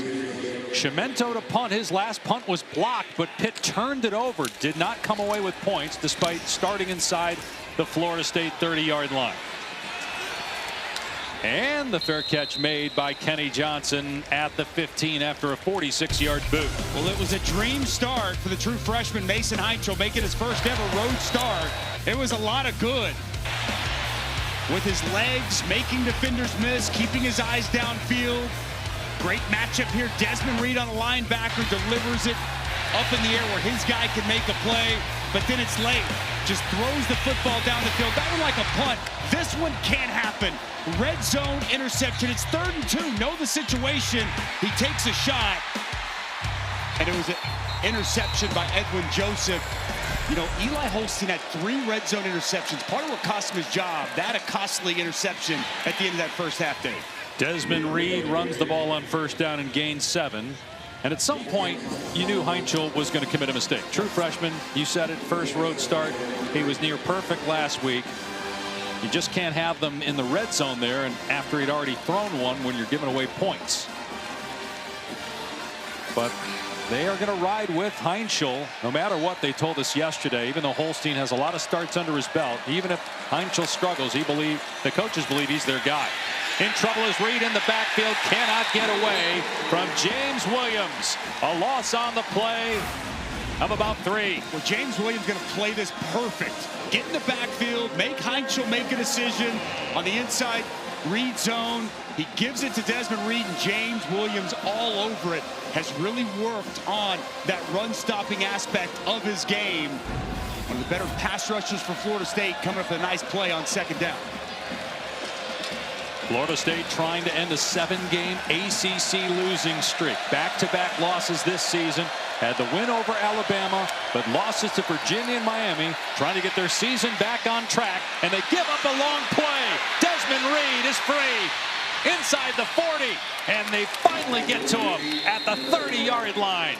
A big pickup, 3rd and 6, and it's a 49-yard gain. Well, they're going to motion him over and watch him just work in space. He's going to start out and work back in. The motion, they know this is zone coverage. Desmond Reed's going to do a really good job sitting down in that zone, that soft spot. Mason Heinzel wisely gets the ball to 0, and you see the speed in the open field after the catch. Over 100 receiving yards for Reed. He's a running back, and he did that 3 times a year ago. Now it's Boozy Turner, true freshman, who had a touchdown in the first quarter. There's a flag down as he is dropped after a pickup of 5.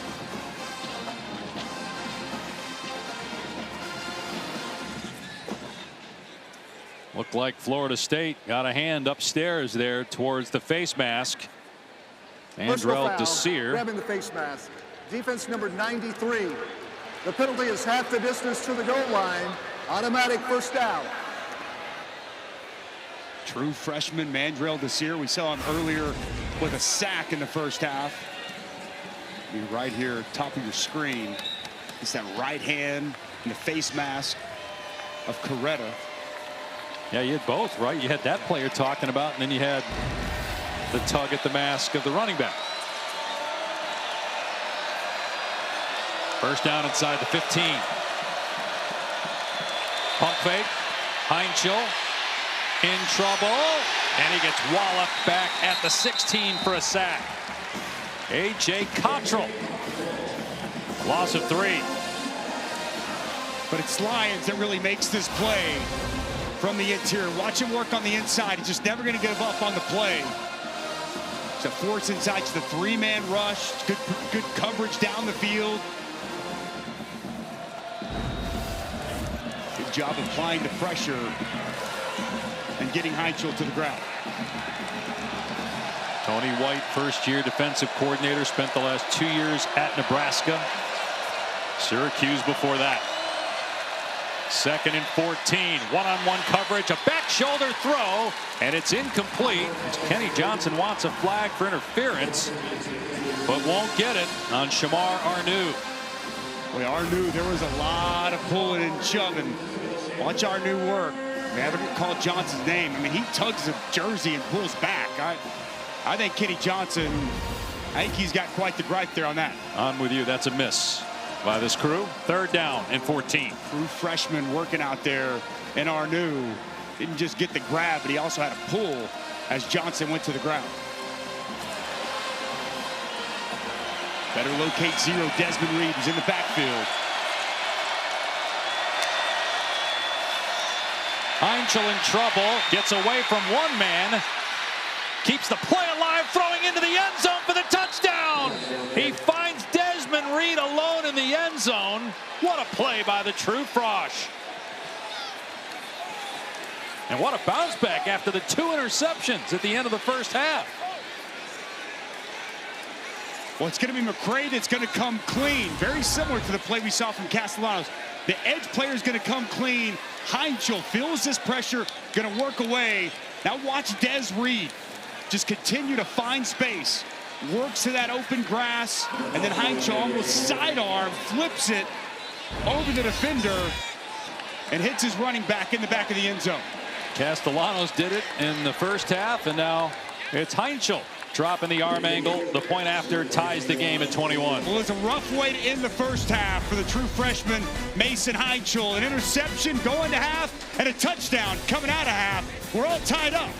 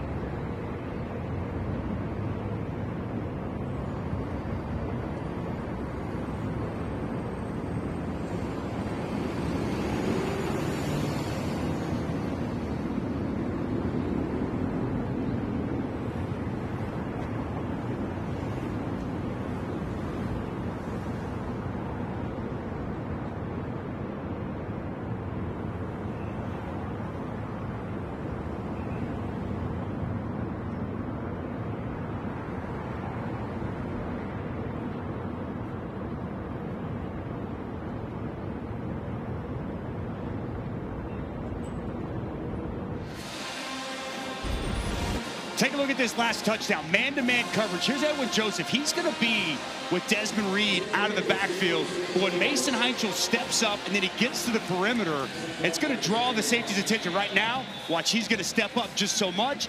It's going to allow Desmond Reed to sneak to the back of the end zone.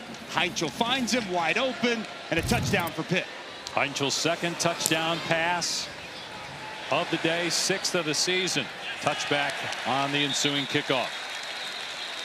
There's a penalty flag, but let's first tell you about what we've got on Sunday NFL Countdown, 10 a.m. Eastern Time.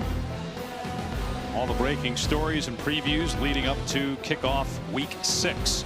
And 2 Monday Night Football games. Bills, Falcons, 7 Eastern ESPN. Bears, Commanders on ABC at 8. Of course, both games available on the brand new ESPN app. What a finish between the Bears and Commanders last year on the Jaden Daniels Hail Mary. See if we get another great finish Monday night. Boy, Josh Allen been pretty good on Monday night, right? He likes prime time. Be fun to watch him against that Falcons team in a couple nights. Kickoff actually went out of bounds, so great starting field position here for Florida State on the 35-yard line.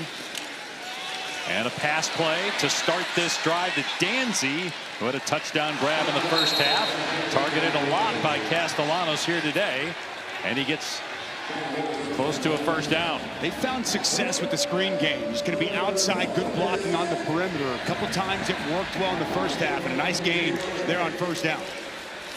Castellanos again to Danzy on the screen, and a first down out to midfield.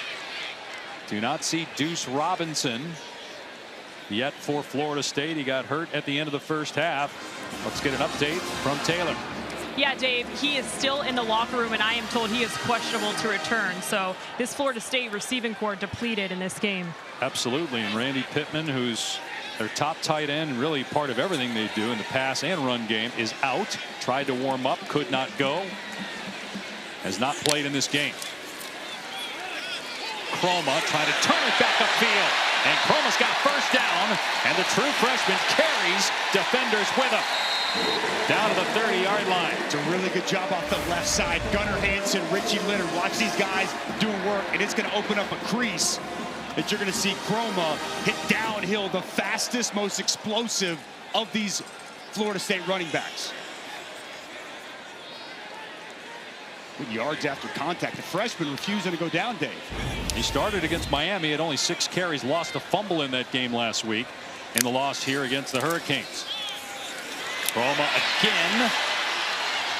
Hard to get to the ground in 2:18. Down to the 22. Got about 7 or 8 there. Florida State is playing 5 of its first 6 games at home. The one road game in Virginia, double overtime loss. They'll go to Stanford next week. Still has to go to Clemson and Florida in the rivalry game at the end of the year.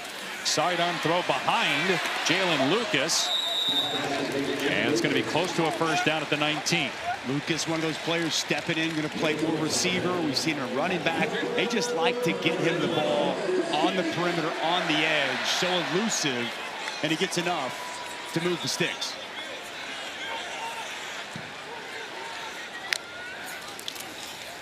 Back to Chroma between the tackles. Dumped after a pickup of 2. Braylon Lovelace on the stop. They had the big chunk run in the first half from Gavin Sawchuk, but this is some of the better running we've seen in this ball game from Florida State. Again, with Gus Malzahn there, they have gotten back to what Mike Norvell wants to do, a running football team. They had their struggles last season. They've been very good so far this season, but against a Pitt defense that really challenges you against the run, they've been held in check for a lot of today. Keziah Holmes pinballs off defenders. There's a penalty marker down. I was going to say, Dusty, even the pass plays on this drive look like run plays. Just screens trying to get out of Castellanos' hand quickly as there's an injured Florida State offensive lineman. Richie Leonard, their left guard. They're already without Micah Pettis, their right tackle. 10-yard penalty. Second down. And Luke Pettibone commits the penalty. We'll take a look at Leonard. And we'll keep an eye on who comes in to replace him, because again, they're down bodies on the O-line.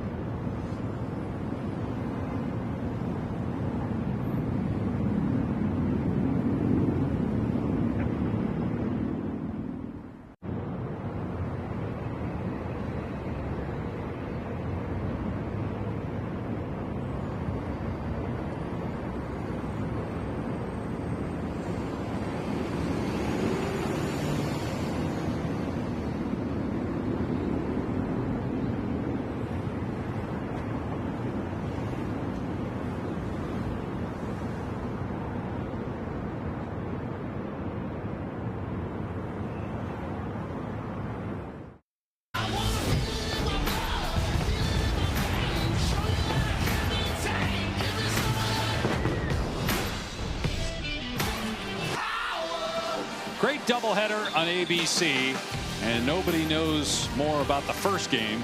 OU Texas and former Sooner All-American Dusty Dvorak. It's the best game there is in college football. Look, I am definitely biased, but Cotton Bowl, they're at the State Fair of Texas. There's nothing like it. It's going to be a great scene here today. Let's take you back to 2002. Oklahoma's ranked number 2. Texas is ranked number 3. Chris Sims gets rid of the pass, and some guy comes out of nowhere after the whistle's blown and lights him up. Oh, it's you. They told us to locate the quarterback after the reception. I located the quarterback, Dave.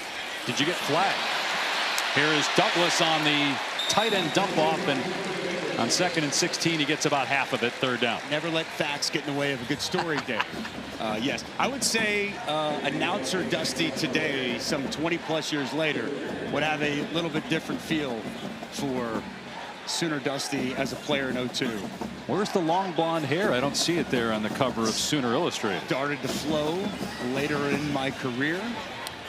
Was nothing like putting on that gold hat. The winner, that's the prize at the end of the game. It's going to be a fun one today with Texas needing a win. Sawchuk on 3rd down and 5, in trouble and tackled for a loss of about 2 at the 16, and now Florida State will have to send on the field goal unit. Well, that's a huge stop for this Pittsburgh defense.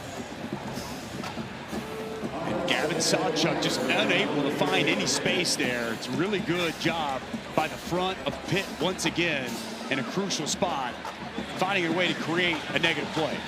First field goal attempt for either team. Jake Weinberg from 34 yards. 5 of 6 on the season. Pitt blocked a punt in the first half, and they're very good at blocking kicks in general under Pat Narduzzi. They can't get to that one, and the kick is perfect from Weinberg to give Florida State a 3-point lead.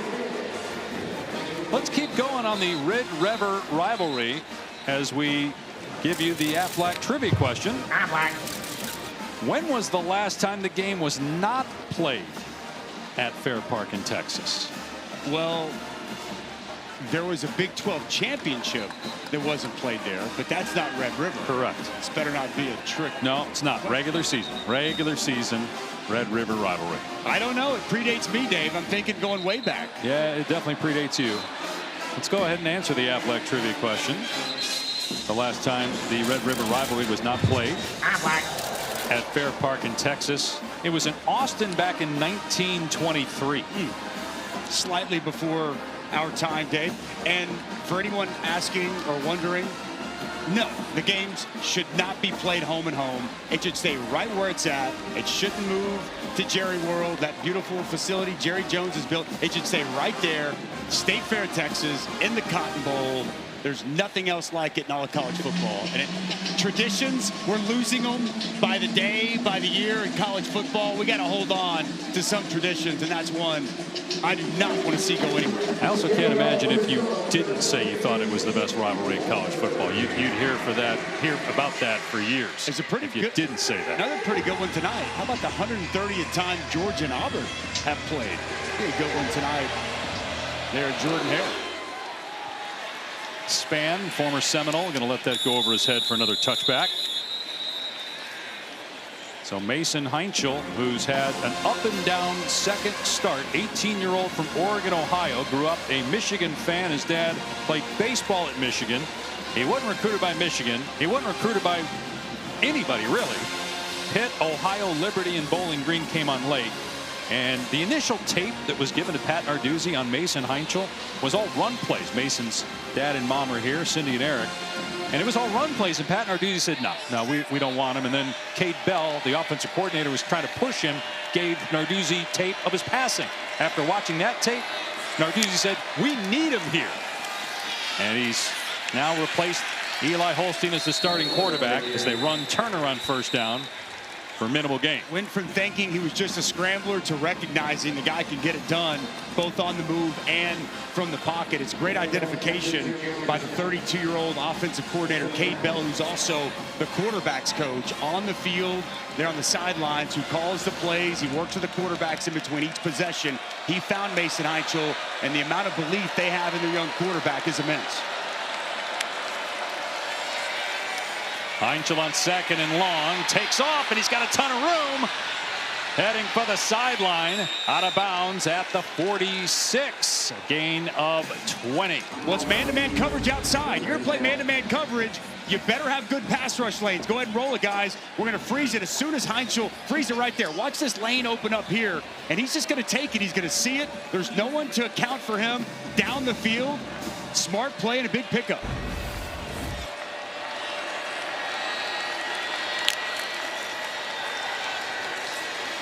Heinzel over the middle, complete. Inside the 35 is Williams. Wrestled to the ground at the 32. Another chunk play through the air. 22 more yards. It's a good, clean pocket. Nice route by Poppy Williams. And a strong throw for another first down. Heinzel taking off, being chased, and he got outside the pocket. I don't know if he got that back to the line of scrimmage, though. He was definitely outside the pocket.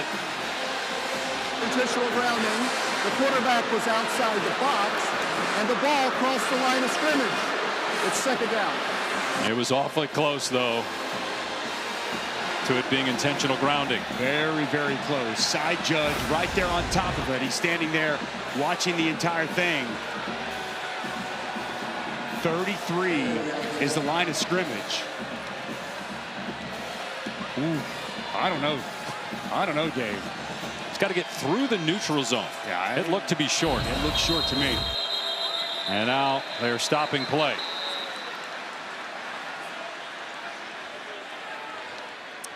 The previous play of the quarterback being outside the box and the ball crossing the line of scrimmage is under further review. And so we're going to bring in shortly the ACC Game Day Operations Center in Charlotte to hear that conversation about A, whether he got outside the pocket, and then B, whether the ball crossed the line of scrimmage. Our referee Riley Johnson, and back in Charlotte, Al Riveron, the ACC coordinator of football officials. Yeah, correct. Right. Look at replay A. Bounce there. That's the one I was just watching. Okay. You're not going to be able to change. Not going to see that. Yeah, not on this. So replay A doesn't show the ball. We cannot determine if that ball is at the 33 or not there. Or we're going to look at any other angles coming in to be able to see this. So not enough there to be able to do anything with this. Yeah. So if these are our best angles at this point. Is there anything coming in? Okay. So we're looking at the program. At this point, I don't have anything to overturn. Do we all agree? Yes. Do you agree? I agree. Okay. Yep. Agreed. Perfect. Ruling on the field is upheld. Thank you, guys. So not enough video evidence again to overturn the ruling on the field. After further review, the ruling on the field is upheld. Second down. Got outside the pocket and close enough there to determine that they can't overrule that with video evidence. 2nd and 10. Keep in mind with Pitt down here that they went for it on 4th down 3 times in the first half. Long way to go still, but they're not yet in field goal range. 2nd and 10.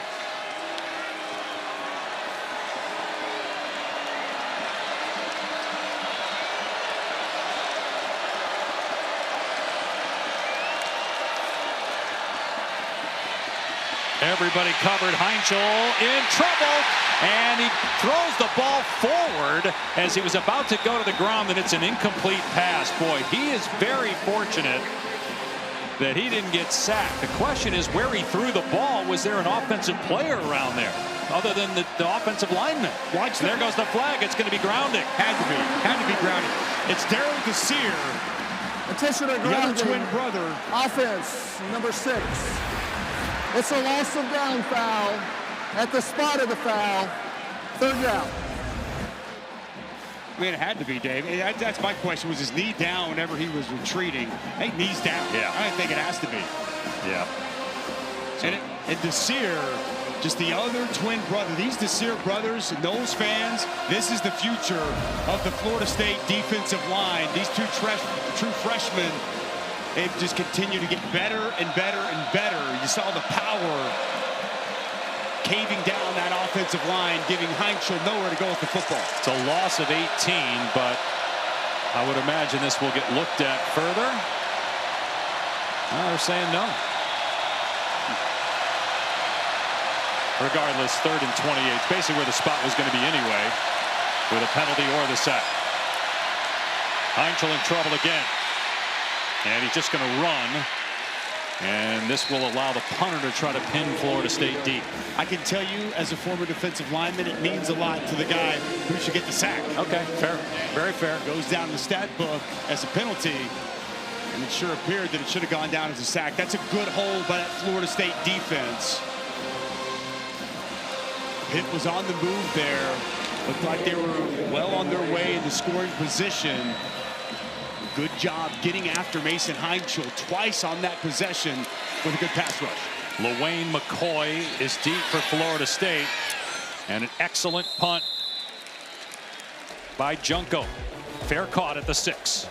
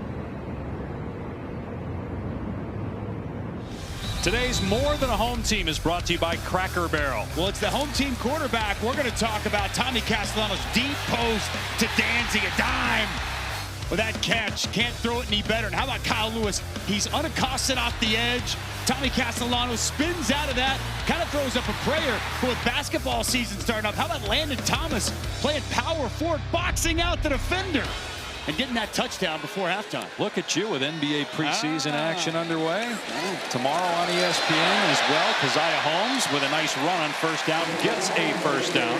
Castellanos has 2 touchdowns and 3 incompletions. And we touched on this at the start of the telecast. Against Alabama, 14 attempts. That's what the coaches want. Too many attempts last week.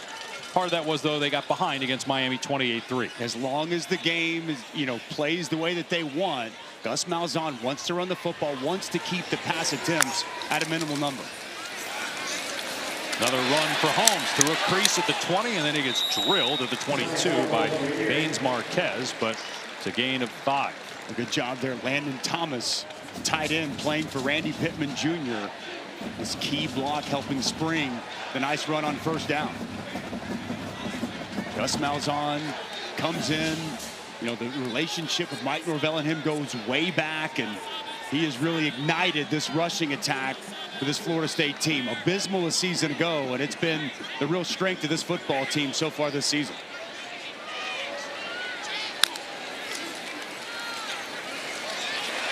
Holmes to the perimeter, and he gets the first down. That relationship you mentioned goes back to 2007 when Norvell was a grad assistant for Gus Malzahn when he was at Tulsa. They've been friends ever since. Malzahn got a call when they made a change at OC here in Tallahassee from Norvell, and they started talking about candidates, and after a while Norvell said, well, what about you? You interested? And here we are a few months later. Another run play on first down to Holmes between the tackles. The 32-yard line for 4 yards. And Coach Norvell told us it was a no-brainer and called it a wonderful situation for both of them. Both Coach Malzahn and Mike Norvell looking much younger. I like the goatee there on Coach Norvell as a grad assistant. Well, he had the cornrows back when he was playing. We've shown that picture a lot on ESPN over the years. Interesting for Gus Malzahn. First time he's been a coordinator in a long time. He told us he can really focus on the players, focus on the coaching aspect of things instead of all the other things that you're tugged on as a head coach. Final minute of the third quarter. Florida State up 3. Another handoff. Sawchuk as Florida State starts to lean on that lighter Pitt D-line. Short of a first down, though. Third down. This is a roll your sleeves up, we're bigger, we're better than you type of drive. The way it started from their own 4, it's been all carries here on this drive. And this offensive line, as this game continues to wear on, they're really starting to lean on that undersized Pitt front. They do have to snap it, about a 5-second difference in the clocks here at the end of the quarter on third down and a yard. And Sawchuk met in the hole, but did get the first down. So Florida State starting to put the football in the hands of their group of running backs, and they will take a 3-point lead to the 4th, trying to end a 2-game skid and get their first conference win in more than a calendar year. Still some work to do at home, though, against Pitt.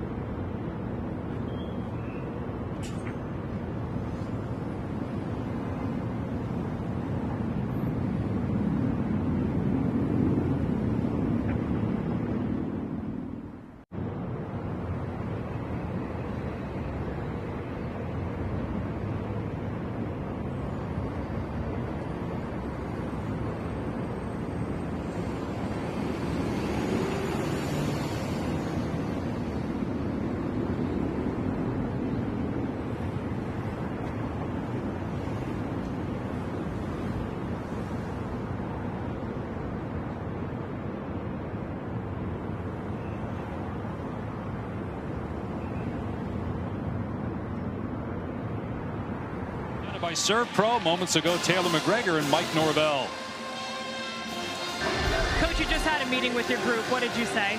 I said 15 more minutes. I mean, we've given up a couple explosive plays defensively. I've got to contain the quarterback, but I think our guys are fighting hard. They're responding, but this is what it's all about. You got 15 minutes to go. Put your heart out there on display and get the job done. Thank you, Coach. Dave. And Taylor, it's one of the most important games of the Norvell era as they run the ball for the 9th straight play and 7th straight on this drive. Sawchuk gets a couple yards. Florida State's last win in conference play was against Cal on September 21st of last year. Remember, that was coming off an undefeated regular season 2 years ago. They went 2-10 last year, started this year with a win over Alabama, but 2 straight losses to Virginia and Miami entering today. They've shown the ability to be one of the best teams in college football, and now it's got everybody wondering, who are you really? We're going to find out a lot about this team here in this 4th quarter. They'll keep it on the ground once again. Sawchuk make that Como, bouncing it to the outside and getting a first down. The true freshman all the way down to the 43 of Pitt. Well, I love this jump cut by Como. Showing a lot here. Just going to be blocking off the edge, and he's going to bounce this thing. Really good job of running. Landon Thomas with a key block to set it up, and the rest is the freshman showcasing that athleticism and that speed to the perimeter. No pass plays yet on this possession. Play action's coming at some point. They're going to take their shot.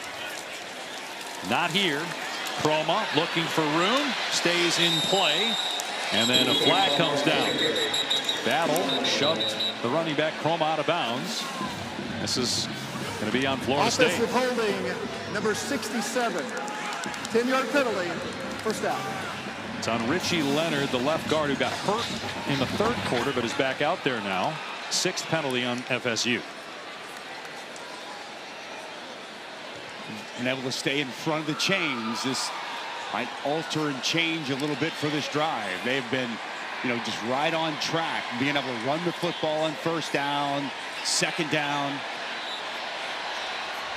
Wonder if now we see Gus change his plan of action, backed up on 1st and 20.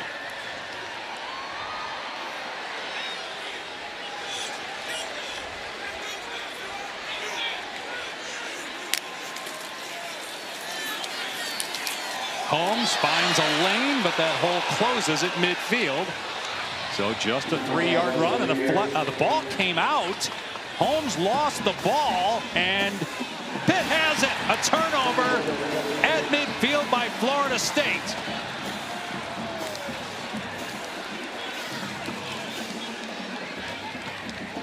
Wow, I did not see who punched that out, Dave.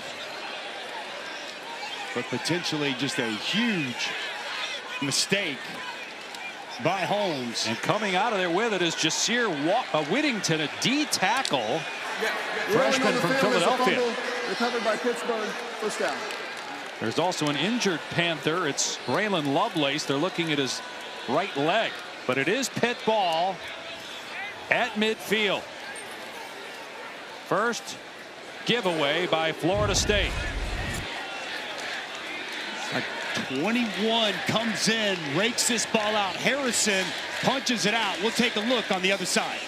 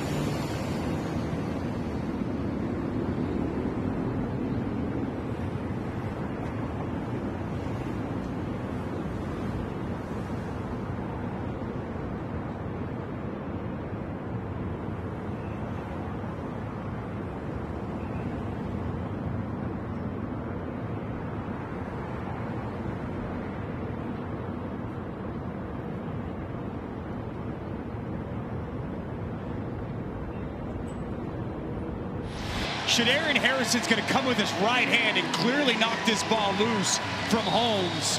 A huge takeaway for Pitt. And now Mason Heinchel with the ball right around midfield this fourth quarter to give his team a chance to take the lead. He's got 2 touchdown passes, also 2 picks in his first road start. He gets hit, but he delivers to Desmond Reed. Reed inside the 25. And Reed finally brought down at the 14. Heinchel bounces up to his feet after getting drilled in the back that time by Rawls. But they created the matchup they wanted. Desmond Reed on linebacker, A.J. Cottrell. And he's unable to stay with them. Linebacker on Desmond Reed is a terrible matchup. They've been exploiting it all throughout the course of this ball game.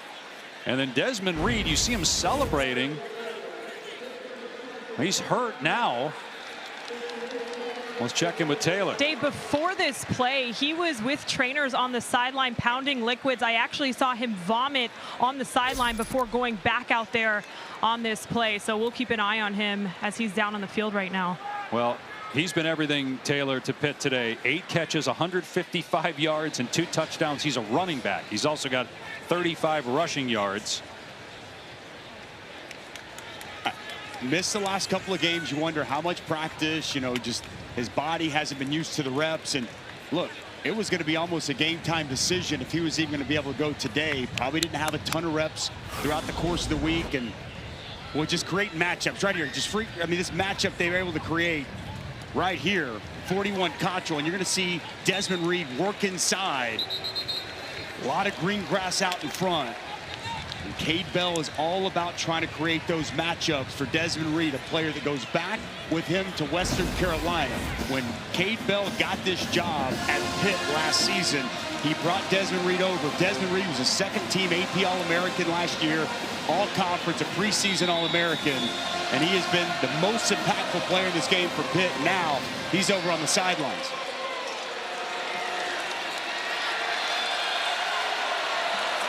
So Boozy Turner is the backup, a true freshman. He's got a touchdown in this game. He's been good.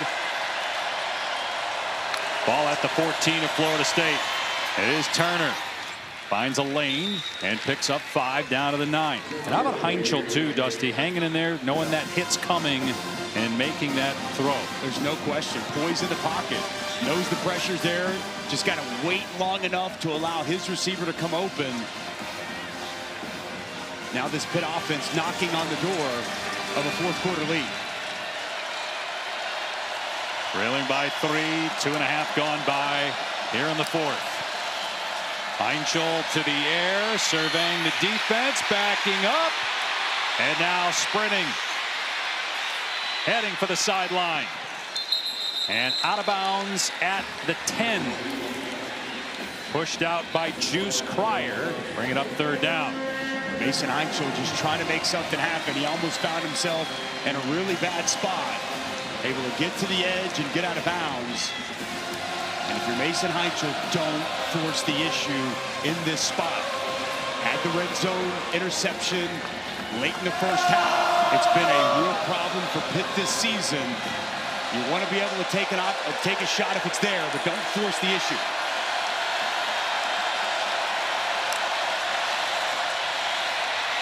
Heinchel in trouble, escapes, being chased at the 20, and the pass just off the mark, intended for Kenny Johnson. Mandrell Desir with the pressure, and here comes the field goal team looking to tie the game. Well, Kenny Johnson broke open. Have not been able to get him the ball all day, but excellent pursuit by Desir, and Heinchel just unable to get the football to 2. That was awfully close, though. Heinchel was upset with himself. He's that confident. He thought he should have made that throw. And now a 28-yard try by Bukowski, who's 10 of 11 on the year. And we are tied at 24. 11:38 to go in Tallahassee.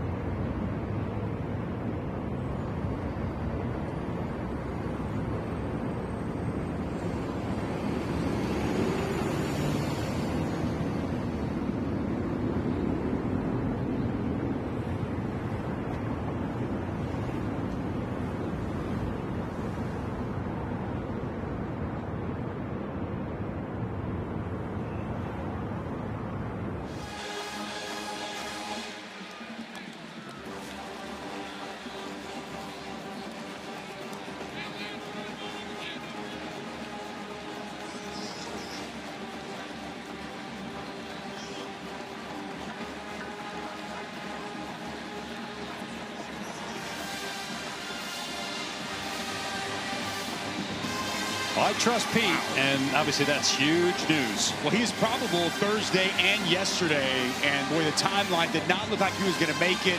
Thumb surgery in the bye week after the game against Auburn, and if he can make it back and play at a high level, boy, legendary status and Sooner lore. Arch Manning looking for a big moment, big game. What a matchup we have coming our way on ABC. Take a look at this week's college football rankings brought to you by AT&T. Oklahoma comes into that game number 6. Texas fell out of the top 25 after the loss to Florida. You got Alabama right now leading Missouri. Remember, the Crimson Tide lost to Florida State week 1, but impressive wins over Georgia and Vanderbilt. Georgia's at Auburn tonight on ABC, 7:30 Eastern. Auburn coming off a bye. I'll be intrigued. Can they protect Jackson Arnold? Georgia's not generated a lot of pressure, but the last 2 losses, Oklahoma and A&M, a ton of pressure on Auburn. Can they give Arnold the time he needs to locate those talented wide receivers outside? Big factor in that game tonight. This is the 12th consecutive run for Florida State, and Castellanos is eaten alive by Nick James. It's his first attempt running the ball since he fumbled in the second quarter. Here's Nick James. He's going to work inside and get up the field. Just continues to work, stay in there in that B gap. Also an excellent job coming downhill by Rasheem Biles, with Biles just all over the place. Second down and 11, quick throw, and it's dropped. That was a forward pass. Danzy put it on the deck. Maybe heard some footsteps from a couple of DBs. And it's 3rd and 11. That was Kyle Lewis coming downhill to make that play outside. And I think he did feel what was coming at him. Danzy just takes his eyes slightly off the football. And now 3rd and long here for this Florida State offense. And depleted at wide receiver and tight end on a crucial 3rd down moment. No Randy Pittman, no Deuce Robinson. On the rollout, Castellanos gonna keep it. And he runs out of room. Good job by Pitt to keep hovering around the sticks to make sure Castellanos couldn't get loose. And it is a quick 3 and out by FSU. Well, it's vision defense, man. Watch these guys run.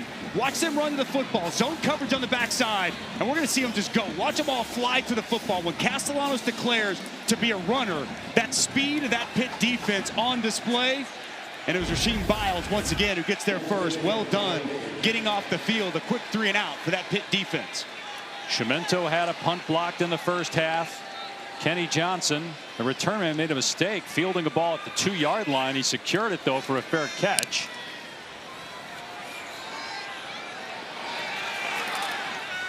And the fair catch made at the 20-yard line after a 42-yard punt. Our college football headlines presented by Twisted Tea. We mentioned Texas falling out of the top 25. Penn State fell out. But hey, UCLA is blowing out Michigan State right now. What a job by that coaching staff. Texas Tech now in the top 10. Miami, we'll see them next Friday night against Louisville. They have the highest in FBS according to ESPN Analytics. Chance to enter bowl season unbeaten. Well, Miami looks good. Florida State fans know that. They saw it last week. Line of scrimmage team, both offense and defense. And Carson Beck is absolutely dealing. They're on their bye this week. They have Louisville in their backyard in Miami next Friday night. Should be an interesting game, but your preseason 1 and 2 and the AP out of the top 25 by the second weekend of October. Turner off the left edge, lowers the shoulder on Ashland Barker, only 180 pounds, but he delivered the blow to Barker, who's 220. Desmond Reed got the helmet back on. We'll see if he returns. He's got over 150 receiving yards and the first back at Pitt since Nick Goings in 1999 to have multiple touchdown catches. Important if he gets back in the game, but Boozy Turner has stepped up and really made some nice runs. Just see that burst that he has when he's got the football.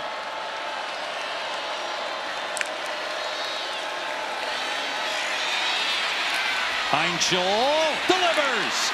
Into Florida State territory is Kenny Johnson, and Johnson stays in bounds before he's finally knocked out near the 20-yard line by Barker.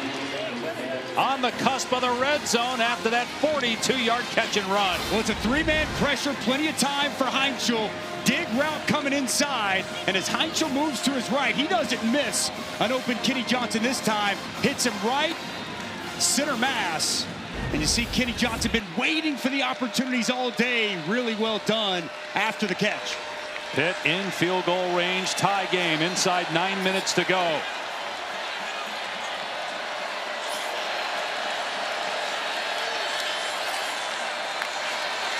Another pass play.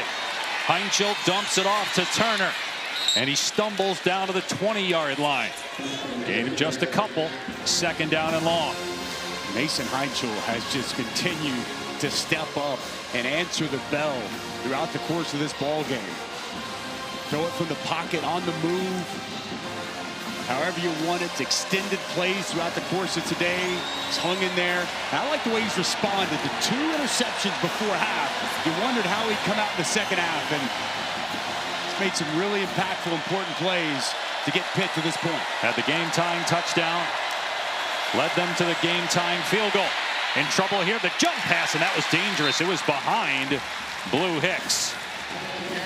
So third down and 8. Dialing up pressure. Tony White's not just sitting back. No zone coverage there.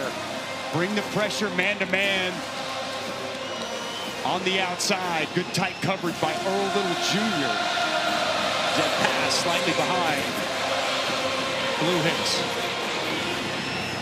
Big, important play here for this Florida State defense. I like them attacking, coming after Mason Heinchel. And no Des Reed in the game right now. Still over on the sidelines. Yeah, that's Goff, the running back, next to Heinchel. They only rush 4. Heinchel finds a receiver, but well short of the first down marker is Williams. Brought down at the 16.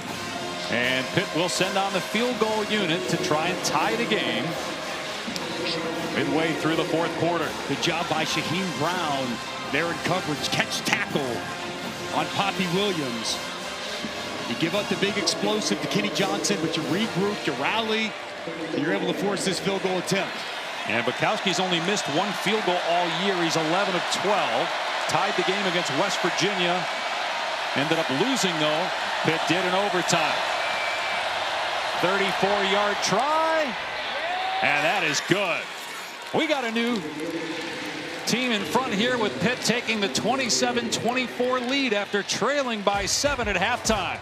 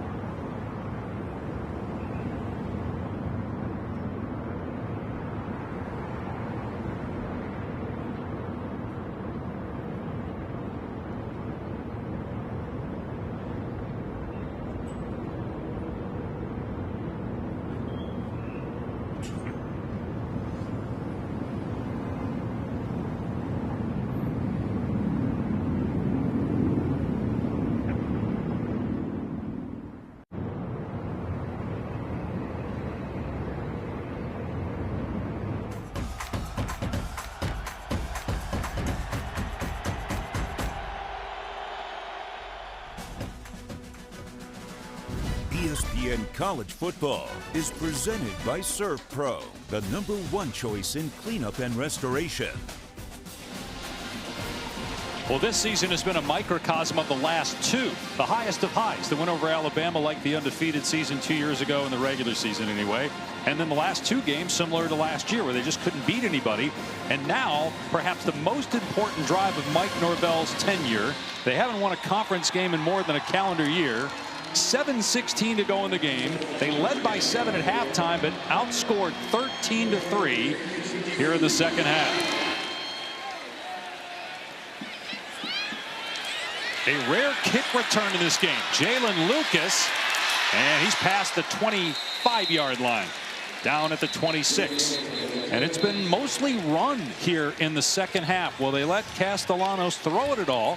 He's only got 4 incompletions, 2 touchdowns, no turnovers. He has not impacted the game much with his legs, which he typically does. Pitt's done a good job corralling him. 7 rushes for only 10 yards. He's going to have to make some plays on this drive. So much on this drive for this team, and this is what Tommy Castellanos came to Tallahassee for. Moments like this. Yeah, they ran it 12 straight plays. One of those was a turnover by Keziah Holmes. Pitt got 3 points out of him. They'll keep it on the ground here on first down. And not much for Sawchuk. And this is an undersized Pitt defensive line, but they're really good, Dusty, getting off blocks, making plays. They get up the field, they get on edges. These linebackers are flying downhill. That's who Pat Narduzzi is, going back to his time at Michigan State.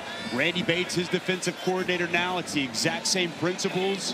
Those press quarters, safeties are down, and a defensive line that just creates havoc against opposing run games. Pass play, Castellanos from the pocket has to step up, launches, incomplete. He was trying to hit his tight end Thomas, who had a touchdown catch in the first half. And we really shouldn't be surprised that Pitt is in this position. They started 7-0 last year. They beat a ranked team 8 of the last 9 years. And now a critical 3rd down and 8. And they've had a lead in all 5 games this season in the 4th quarter. Showing 5 at the line of scrimmage here. Kyle Lewis off the edge.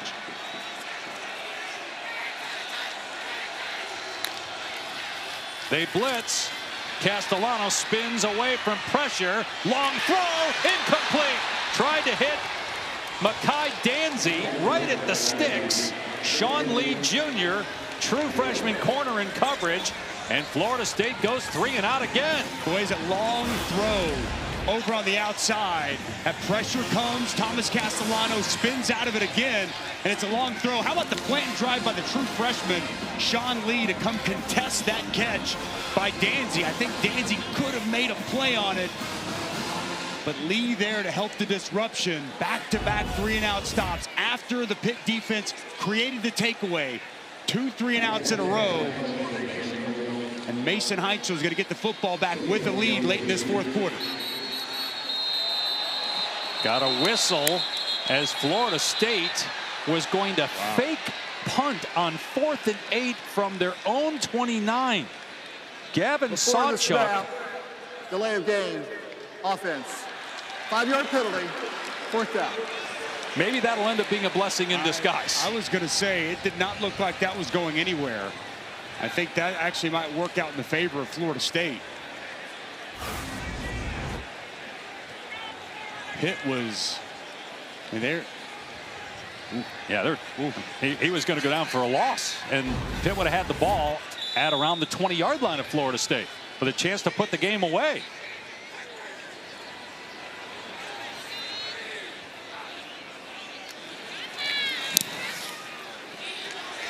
Good punt, backpedaling and signaling and making the fair catch is Johnson as he goes to the ground around the Pitt 28-yard line. Well, Mason Heintzel, the true freshman, first ever road start. He had 2 turnovers before the first half ended. This touchdown pass was phenomenal here in the second half. And how about this big throw in the last drive, moving to his right, finding his favorite target, Kenny Johnson, across the middle. 2 big key plays and key throws here in this second half. It's what really helped and catapulted Pitt to this 27-24 lead. He was the third-string quarterback in camp, true freshman. Now he's starting at Florida State. Could get a huge win for his team and provide potentially a knockout punch on Florida State's season. Back in Reed, no running room though, off the left side. Bounced out by Jabril Rawls and Daniel Lyons. And Florida State's defense answer the call here with 6 minutes to go and the Noles down 3. Well, it's a good job on first down stringing that out. Great to see Desmond Reed back in the game. He's missed the last 2 games. He's been such a key piece of this offense today. Creates matchups out of the backfield, whether it's a linebacker, it's a safety. Florida State has not had an answer for Desmond Reed as a pass catcher. Play action. Heinschel unloads, and it's pulled in for a first down. Poppy Williams at the 43-yard line, a 16-yard pickup. And once again, no pressure. It's a 4-man rush, but they do not get home. And Mason Heinschel just a strike down the field to Poppy Williams. Nice route and a better throw. And now Pitt will take a little time off the clock here, getting the check from the sideline. Heinschel with excellent second-half numbers after what Dusty just illustrated, those end-of-half mistakes. They'll run Reed, and he gets swallowed at the 47 by Amari Williams. Third down and about, I checked that second down and about 7 here on the 46-yard line with the clock nearing 4.5 to go, and Pitt up 3. Cade Bell checking that play sheet. He was brought in because he's such an outstanding play caller. He's got the utmost belief and trust in his quarterback, regardless of the age. He believes in him fully. We'll see if he continues to put the ball in his hands on this drive. The 18-year-old who replaced veteran Eli Holstein last game at quarterback. He'll take off here and a ton of room. Heinschel fumbles the ball, and it somehow pinballs forward to a Pitt player. Recovered by Turner. They actually ended up getting about 7 or 8 yards more. Earl Little hacked it out, but what a bounce in favor of the Panthers. Sometimes the ball just bounces your way, and that's the case. Earl Little Jr., bam, bangs that ball out. But how about the hustle down the field? Great job by Turner. And Florida State still doesn't have a fumble recovery all year. That would have been the perfect time to get number 1. Turner on the pitch. Down to the 18. Nearing 3 minutes to go. Florida State desperately needs a stop, down 3. A field goal would obviously keep the Seminoles alive. A touchdown by Pitt would put the Noles in real danger. So many times today, Florida State has had pressure coming. Mason Heinschel has made that initial defender miss. He just did it on that big run, one of the biggest plays of this game.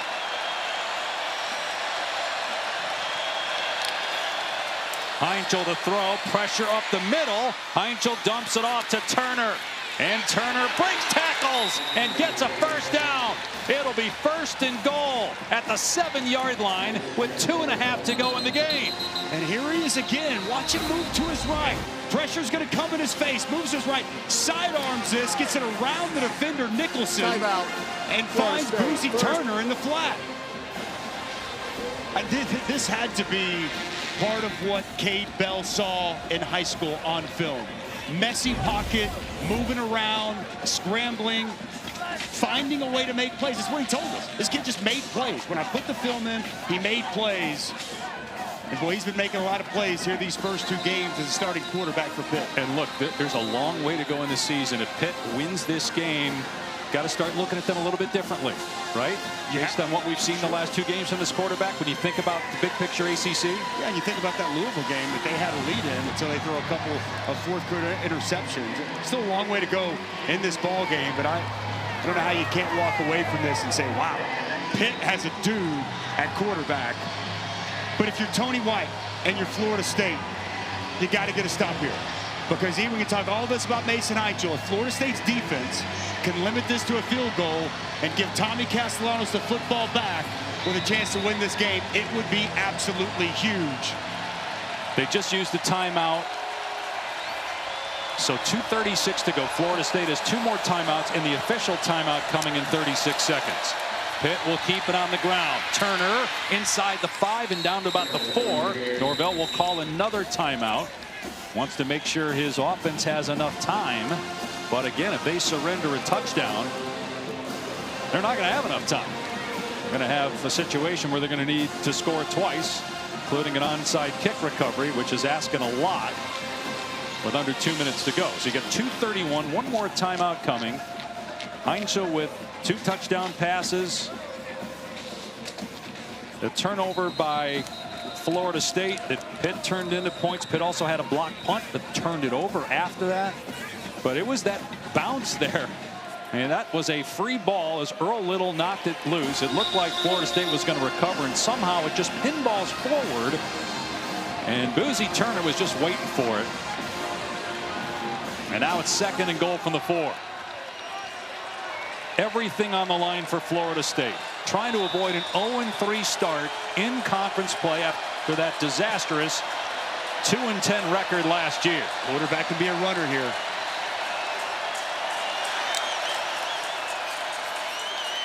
Into the end zone. Turner with the Pitt touchdown. It's a 2-possession game with 2:28 to go.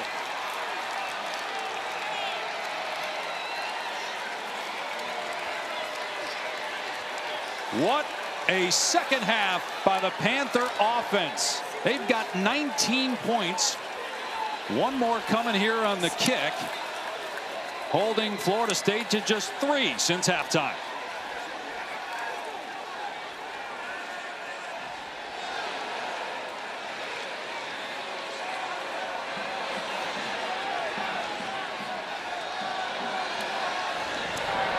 Butkowski makes it 34-24 Pitt. Well, this crowd is stunned, and it's going to be physical football right at you. The right side of your offensive line. It's B.J. Williams going to get a key block. It's 70 Bear, and then watch Johnson come in motion and get a key block on the safety, Earl Little Jr. You cannot draw it up any better. Perfectly blocked, and it's Turner getting downhill and getting in the end zone, and a fiery Mason Heichel on the Pitt sideline. He almost turned it over. Little punches it free. You see it hit the leg of a Pitt player and just happens to end up in the hands of Turner. Pitt makes the most of getting that fortunate bounce. They score a touchdown, and the FSU fans head for the exits, needing either a field goal or a touchdown here on this drive. An onside kick recovery and another score with just 2 timeouts left, 1 of their own and the official 2-minute timeout. And a lot of questions about where this Florida State program is headed will be asked if the Noles don't make this comeback. Touchback, it'll come out to the 25-yard line. Former Seminole Deion Sanders, Coach Prime, and the Buffaloes coming up next year on ESPN, hosting Iowa State, which is ranked 22nd in the country. They're going to have to operate really quickly here, Dave. I mean, it's not impossible.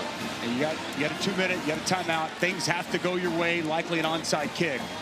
But the last 2 possessions have resulted in 3 and outs. They got to find a way to get the ball down the field. They need to create some explosive plays as this Pitt defense has really started to settle in.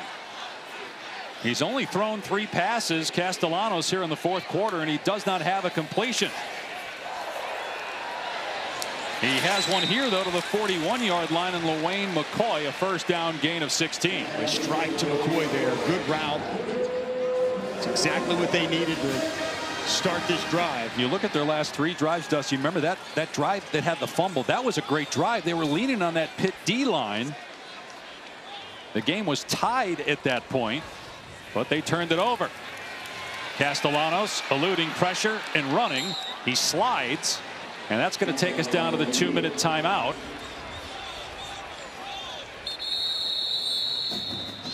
with Pitt in command. A shocking turn of events in the fourth quarter for Florida State.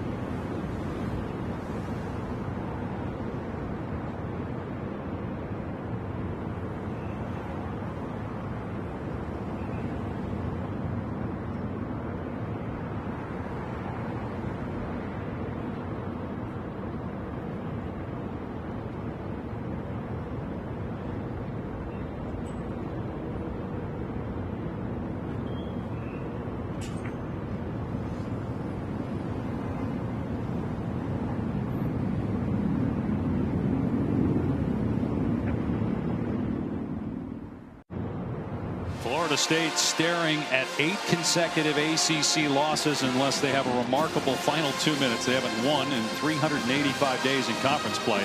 And more important, trying to avoid an 0-3 start this year. They beat Alabama week 1. They lose at Virginia a couple weeks ago on a Friday night in double overtime. Handled by Miami. The score really not indicative of how well the Canes dominated that game. And then not a good second half performance by Florida State today, and Castellanos in trouble. He gets rid of it at the last second as he was being spun down. They haven't signaled yet if it's a pass or if he's down, because if he's down, they may have to use a timeout. They're saying he wasn't, so the clock stops on the incompletion, 3rd and 8. Well, it's a very well-timed blitz by Braylon Lovelace. He's going to hit this downhill, and he's going to ricochet off the offensive lineman and right into Thomas Castellanos. Very well done and well timed. Castellanos gets that ball away, but well, that pressure was felt.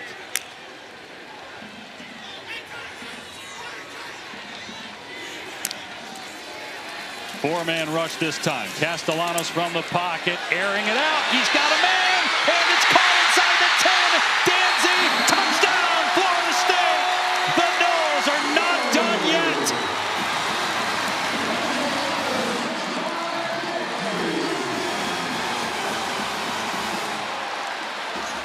Castellanos drops it in the bucket.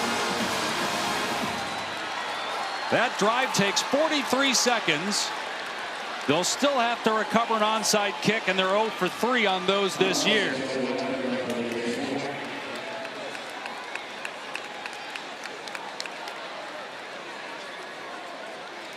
But Florida State keeping it interesting with Danzy getting his second touchdown catch of the day. Third touchdown pass by Castellanos. The ruling on the field of a touchdown is under further review.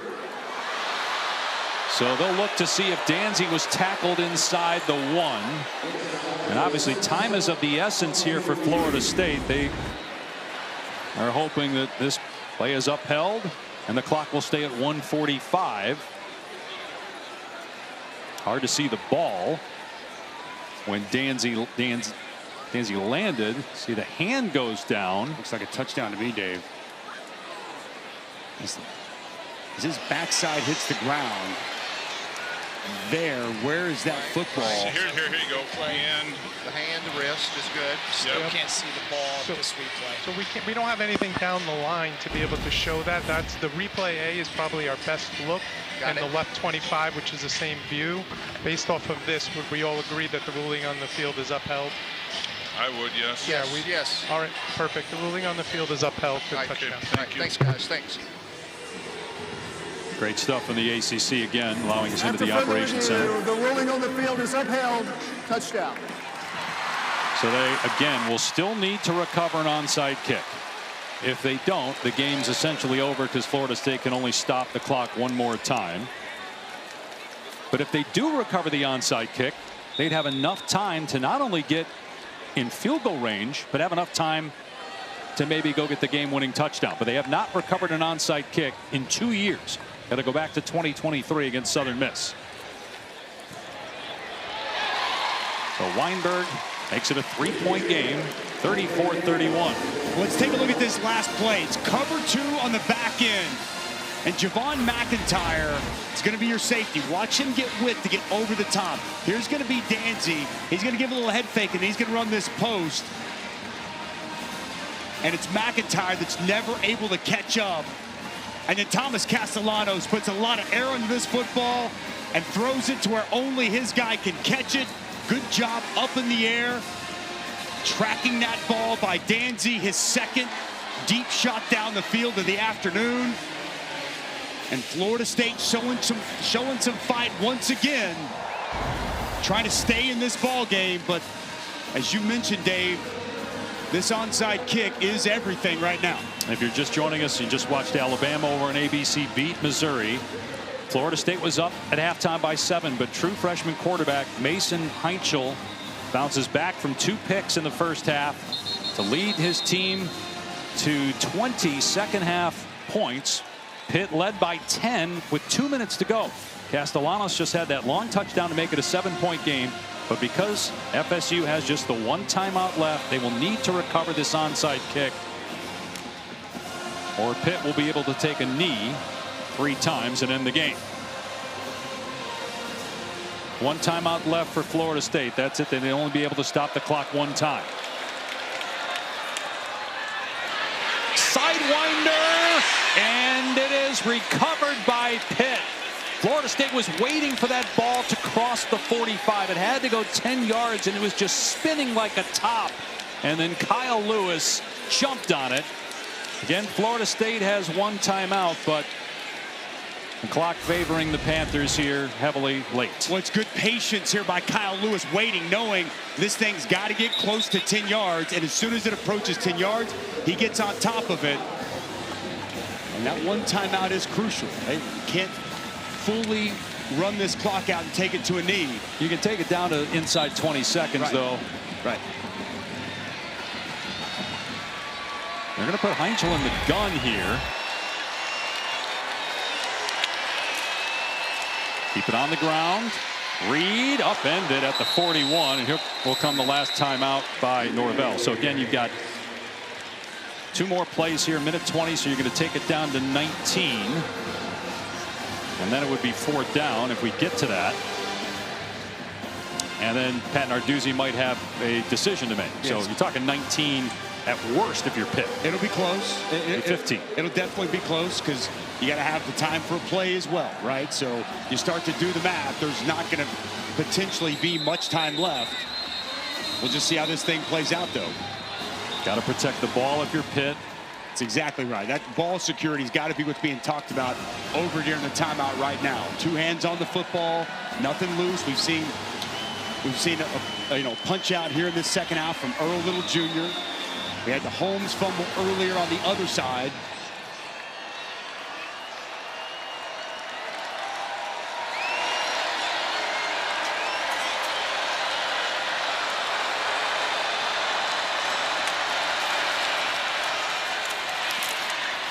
And down to the 37-yard line is Reed. So the play clock starts now. So the next snap will come with about 50 seconds to go. And now we have a Florida State player down. Was the ball set? If he went down and presented himself injured after the ball was spotted,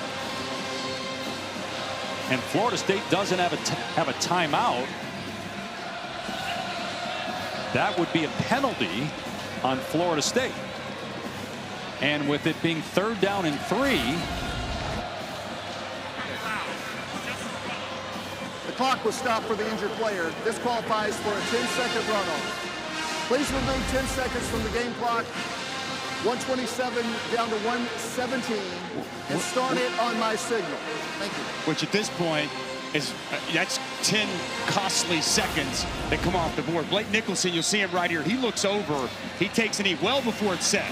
They're still pulling bodies off the pile. Blake Nicholson's over here on a knee, and they blow it dead right there. But 10-second runoff. and then the center gets pushed. That's a penalty on Florida State. That's going to get Pitt a 1st down, and the game's basically going to be over. Darrell Jackson Jr. for some reason goes offside and shoves Lyndon Cooper.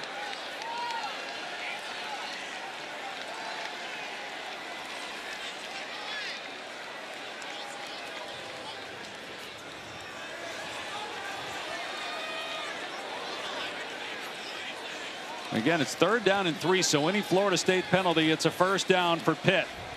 And the Noles out of timeouts. Offside defense with contact. That 5-yard penalty will result in a 1st down. It also qualifies for a 10-second runoff. This just cannot happen in this situation, Dave. And Darrell Jackson Jr. came back this season to try to change the fortunes of Florida State, to help this team and, have a completely different type of season than it had last year, to have, for himself, improve his draft stock. And he's had a good start to the season. Cannot have that in that spot. And it's what Mike Norvell told us. Self-inflicted mistakes has been an issue for this team. And we're seeing them here again as they're going to lose their 3rd straight to start ACC play. They'll take the clock down. About 2 on the play clock. Heinchel takes a knee. What a win for Pitt, but the story nationally will be another loss for Florida State. 3 straight defeats for a team that all of a sudden, after the shocking win over Bama, people were talking about again as a playoff contender. But really the last 3 weeks, they've shown who they are. Now 0-3 in conference play. And Pat Narduzzi's Panthers do it again. At least 1 win over a ranked team in 9 of the last 10 years as they win in Tallahassee with a true freshman quarterback. 34-31. For Dusty Dvorak, Taylor McGregor, our entire outstanding crew, Dave Pasch saying so long from Tallahassee, where Pitt stuns the Seminoles. Now we send you to Boulder, Iowa State, in Colorado.